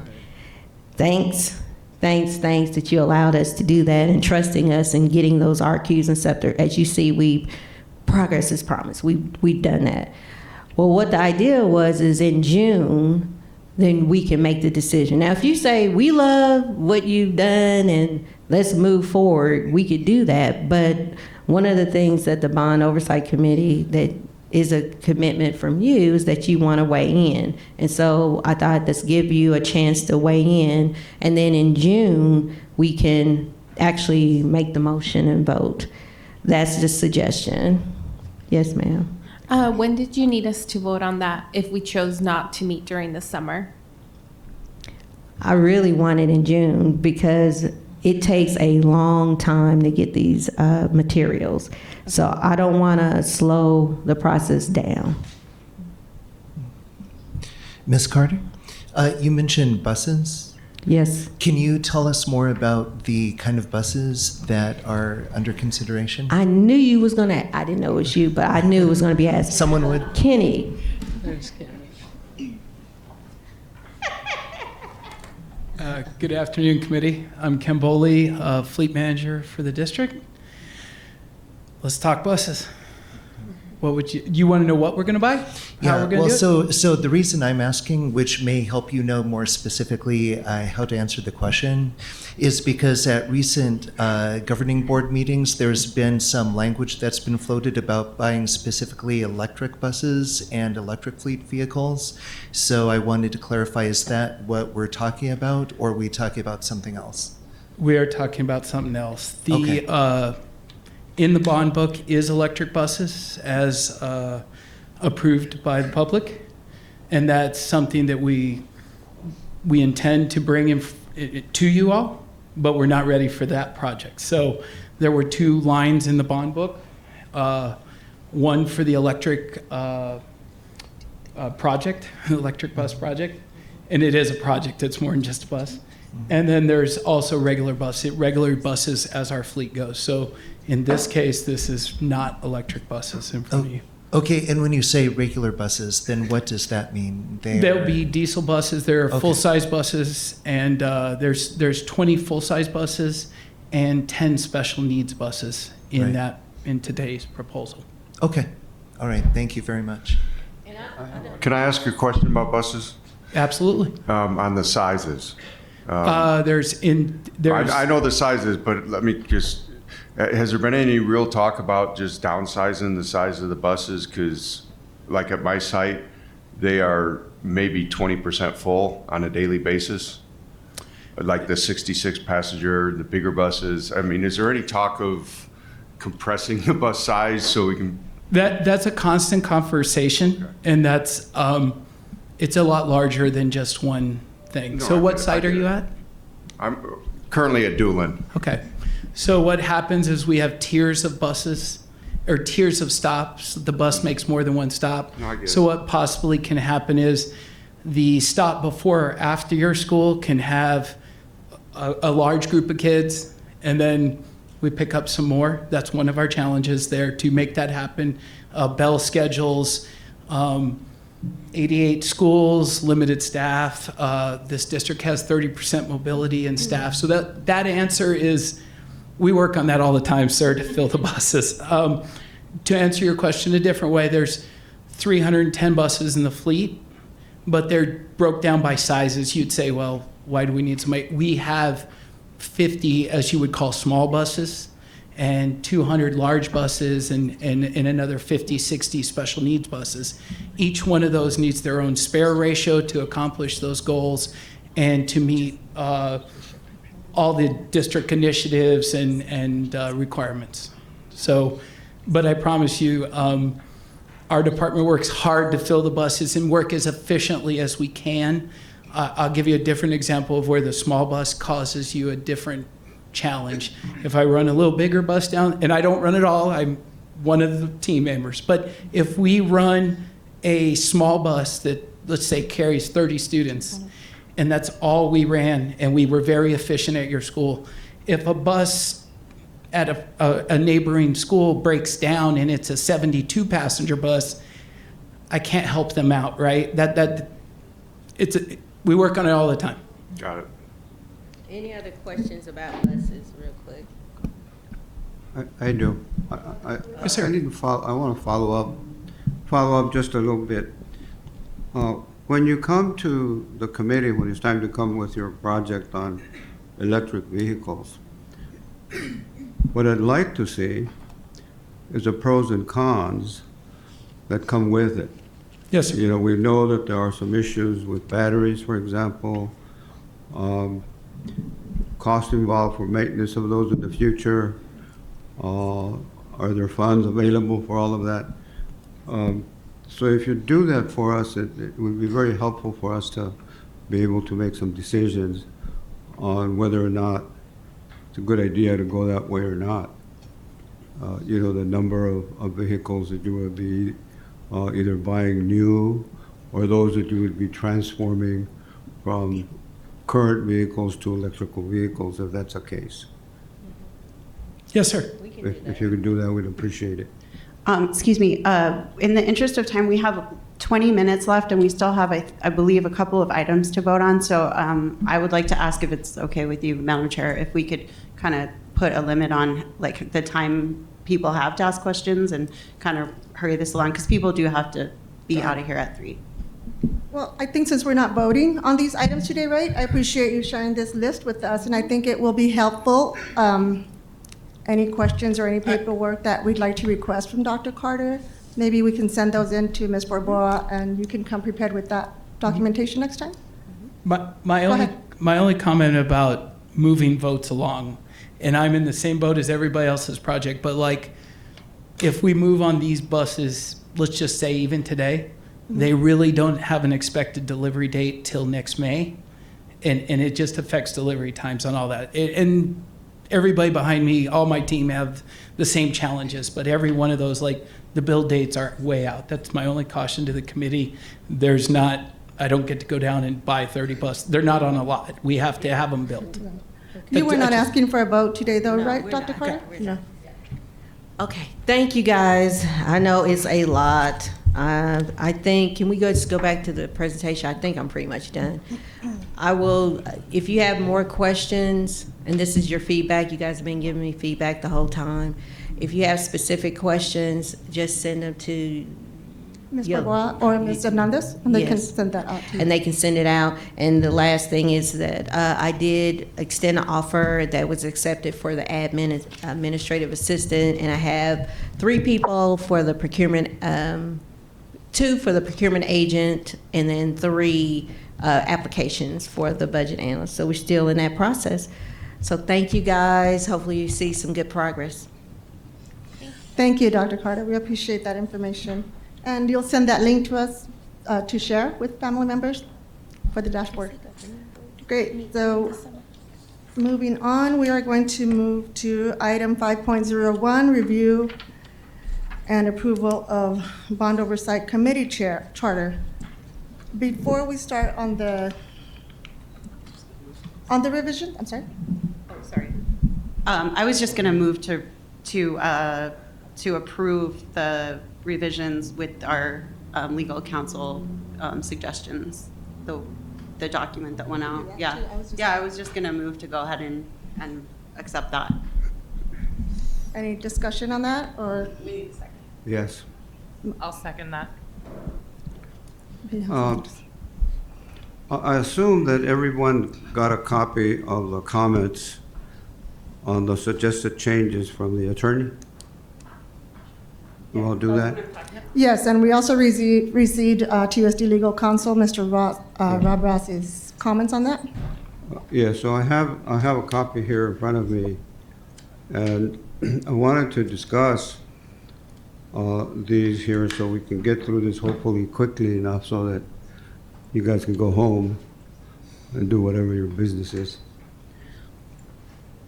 First of all, let me just say that I appreciate the attorney's comments. I think they're very thoughtful, and I believe that he was able to clarify some of the items that I had noted here. So if I may, if I go through them one by one, and then just after that, take a vote one way or the other. Okay, If that's that's what I was okay. going to do. Read your suggestion and then legal Yeah. counsel's, and then we can vote on that. Everybody okay with that? Yeah, on comment number 1, where we have the issue of substantial conflict of interest, the recommendation of the attorney is to leave that in. Mr. Gonzalez, is it okay if I read it? If I read the comments, I was going to read, everybody's had a chance to read them. What? I'm sorry, I didn't understand what you asked. I had meant that I would read the comments myself and then the legal counsels. Has everyone had a chance to review those notes? Yes. Well, So- whichever way you want to handle it, it's fine. Okay, thank you. So the first one was under section 2, ineligible members.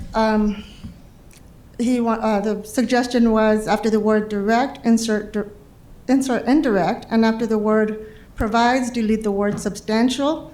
Based on Mr. Ross's comments, I suggest we leave the statement as is. The statement originally reads, give me a second. Anyone who owns or has direct and material interest in a company or who holds leadership position in an entity which provides substantial goods or services to TUSD. Yeah, and I suggest we leave this. I'm okay with the recommendation, because what the attorney is doing here is he's referencing the IRS that already exists. So the word substantial doesn't need to come out. So I agree with that. Okay. What I don't agree with is the issue of the indirect as opposed to direct and indirect conflict. And if you read his comments, what he's saying about that piece there is that in the past, they've been very consistent in using that language of indirect conflict because it also appears in the IRS conflict of interest. Now, the reason it's not here is because the attorney has said that some of the committee members of other committees have said that it's too verbose, and they wanted to kind of streamline it, which is fine. But we're talking about one word here, which isn't going to make it very verbose at all. But I think we need to be consistent as to what the IRS provides for conflicts of interest if we're going to basically do rules by reference here. Mr. Ross? Thank you. Good afternoon, everyone. I think you'll note from my comment that as the attorney, I would prefer that we basically parrot what the statute says, because there's actually individual liability for anybody who has a prohibited conflict of interest. And as a lawyer, my preference would be, let's just put the statute in there. This is not, I mean, what's in the charter here proposed and what is proposed to change it doesn't do that. But I think as long, my bottom line would be, as long as there is a reference, would be to the statute, a citation to the statute, that I would be very comfortable with that. But even without that, I certainly have no problem with the recommendation to put indirect. It's just that nobody's going to know what that means unless they go to the statute anyway. So that's why I always say, let's just use the statute when that's really what's governing the actions of the public body. And I understand that, what your comments are regarding the 38502 on the IRS. So I'm fine with that. I think we just insert indirect and you're okay.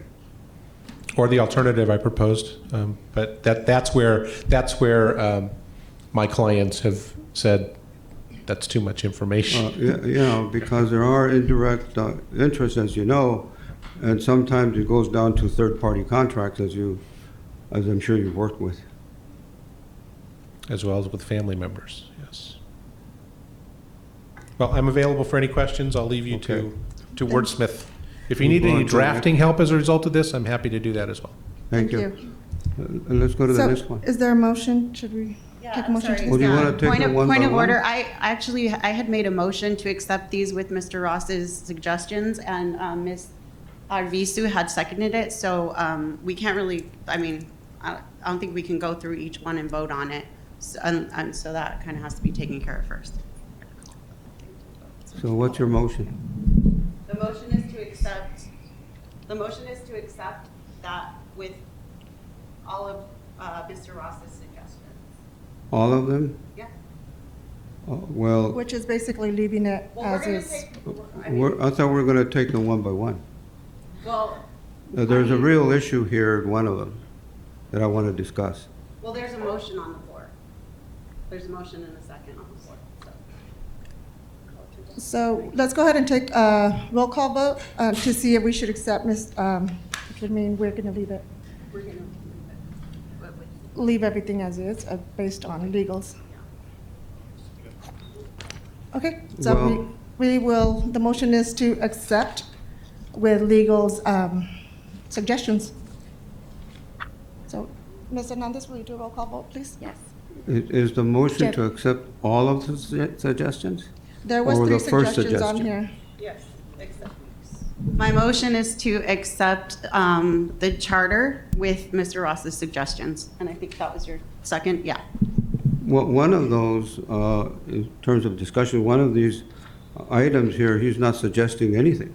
Okay, so that's why we would accept it as is. Yeah. But I think we need to discuss a couple of Ms. these. Miranda Carter already called the question, So, okay, I move an amendment to your motion to vote on each one of these separately. You're calling that a motion? Or He's, I just he's- moved he's- an he's amendment asking to for the an motion. amendment to the motion, but the question's already been called. Yeah, you would need a second to that, to Well, your amendment. I'm waiting for a second.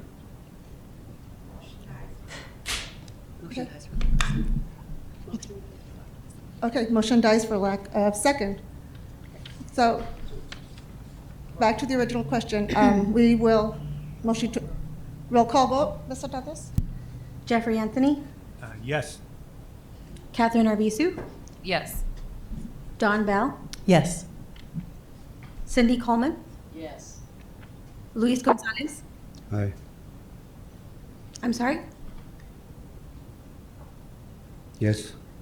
Thank you. Red Morrow, Yes. Raghu Nandan, Yes. Peter Norquist, Yes. Delia Sotelo, Yes. Sophia Blue, Yes. Erica Miranda Carter. Yes. Motion passes. Okay, on that same item, though, I would like for us to discuss opening it up for discussion over meeting in the summer months. Line 1, in section D, one of the requirements, meeting requirements, the committee shall meet at least one time per month during the school year, but the meeting calendar may be adjusted to accommodate for district holidays, breaks, or a majority vote by the committee. Meetings in the summer months are optional. The committee may schedule additional meetings. Now, keep in mind, this statement right here is a revision from the original charter given to us by the governing board. So me personally, I'd like to recommend that we meet in June until it has been formally approved by the governing board. And if that is not something that's feasible for everybody, then maybe we should consider meeting only through Zoom in the summer months. So any discussion on that?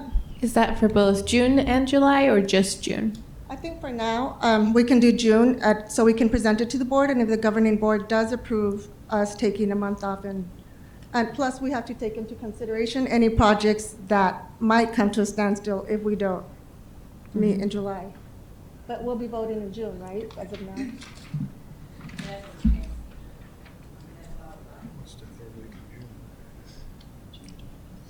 Well, I would like to add that we certainly need to meet in June, and if we need to move the bond forward and keep it rolling, I think we need to meet in July as well, depending on what we need to do to support the bond moving forward. Okay. So do we need to take a vote on this or anything? Do we need to take a vote, or do we need to wait until the government? I don't know. So, well, okay, so now that we've addressed that, should we take a motion to present this to the governing board? Is that how this works next now, or? No, it'll Okay, so that's it? We're just done? I have a question for our coordinator. Can we decide on the schedule now before the charter is approved by the governing board? Because I think we wanted to figure out if we're going to meet in the summer months or not meet in the summer months. I mean, I think that's fine. It's just, she for sure needs a meeting in June, so if we can go ahead and schedule that, and then maybe propose a meeting. Do you need a meeting in July, Dr. Carter?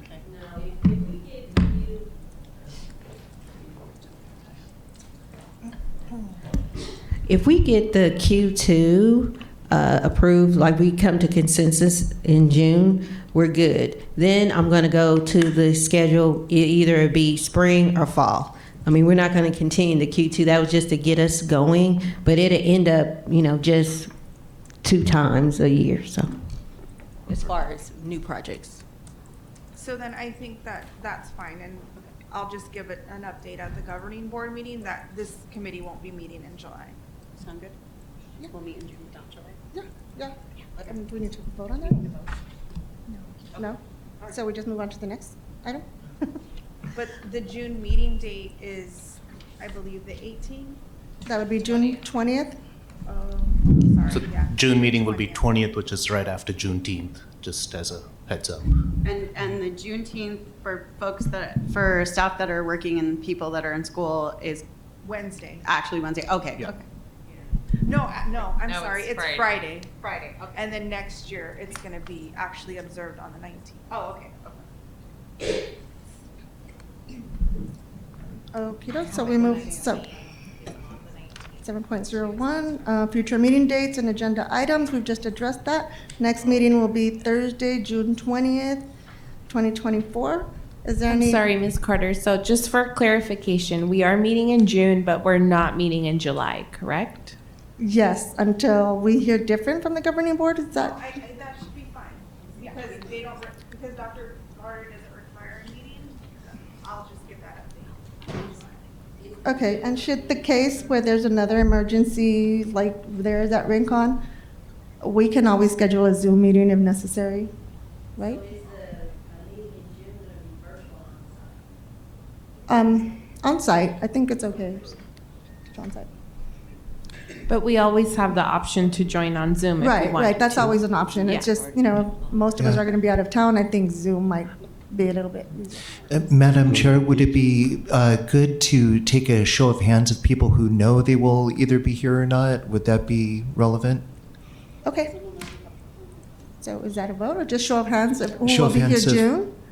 Who will be here in person? Is that what you just said? Sorry. I'm sorry? Did you say who will be here in person or who won't? Who will be here Who in will person in June? Okay. I will The not be, teacher on but I will vacation. make every effort to attend online. Okay, and we'll always have the Zoom option for, Yeah. you know, make it accessible.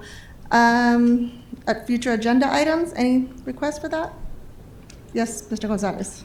I'd like to have on a future agenda, hopefully at the next meeting, a review of the Charter Section 2, Item C.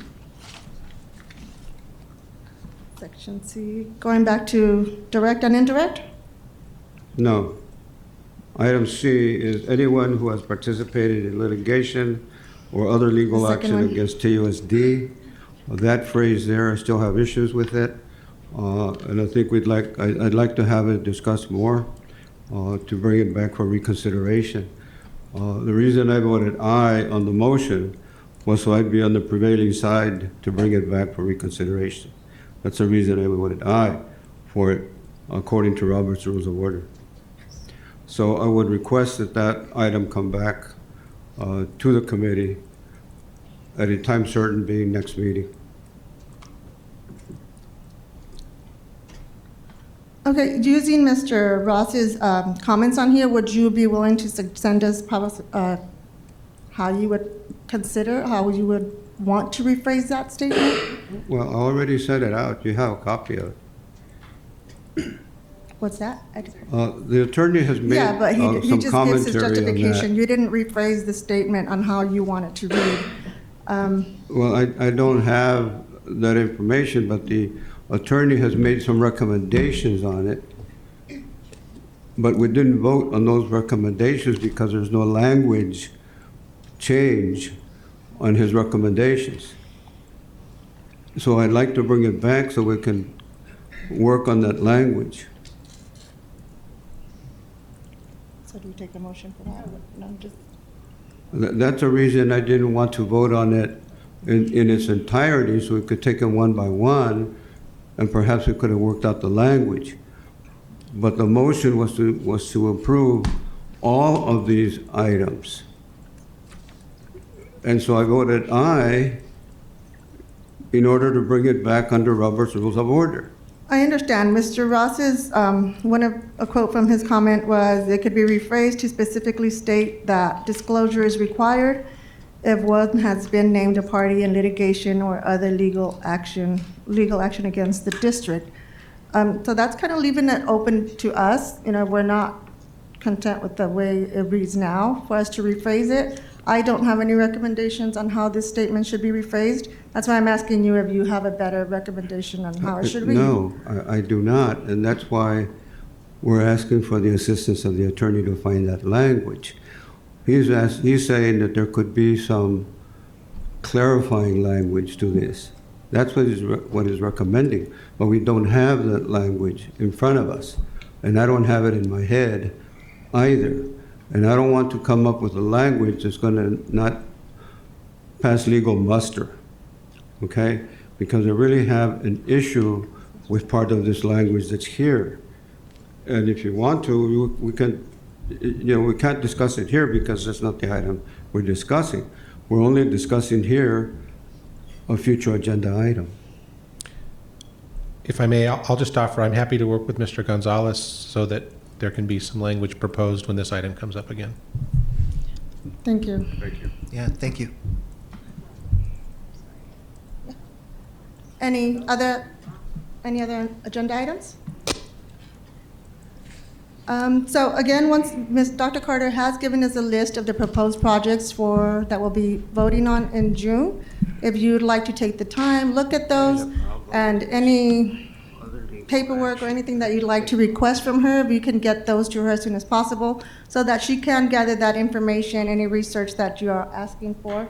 And she has plenty of time to address that, and she's prepared for our next meeting. Yes, Madam Chair, Yes, if sir. I may, in anticipation of the specs that I requested for the HVAC units, if I may just put in a placeholder for potential discussion, Okay. which may or may not be necessary, I don't know without actually seeing the information.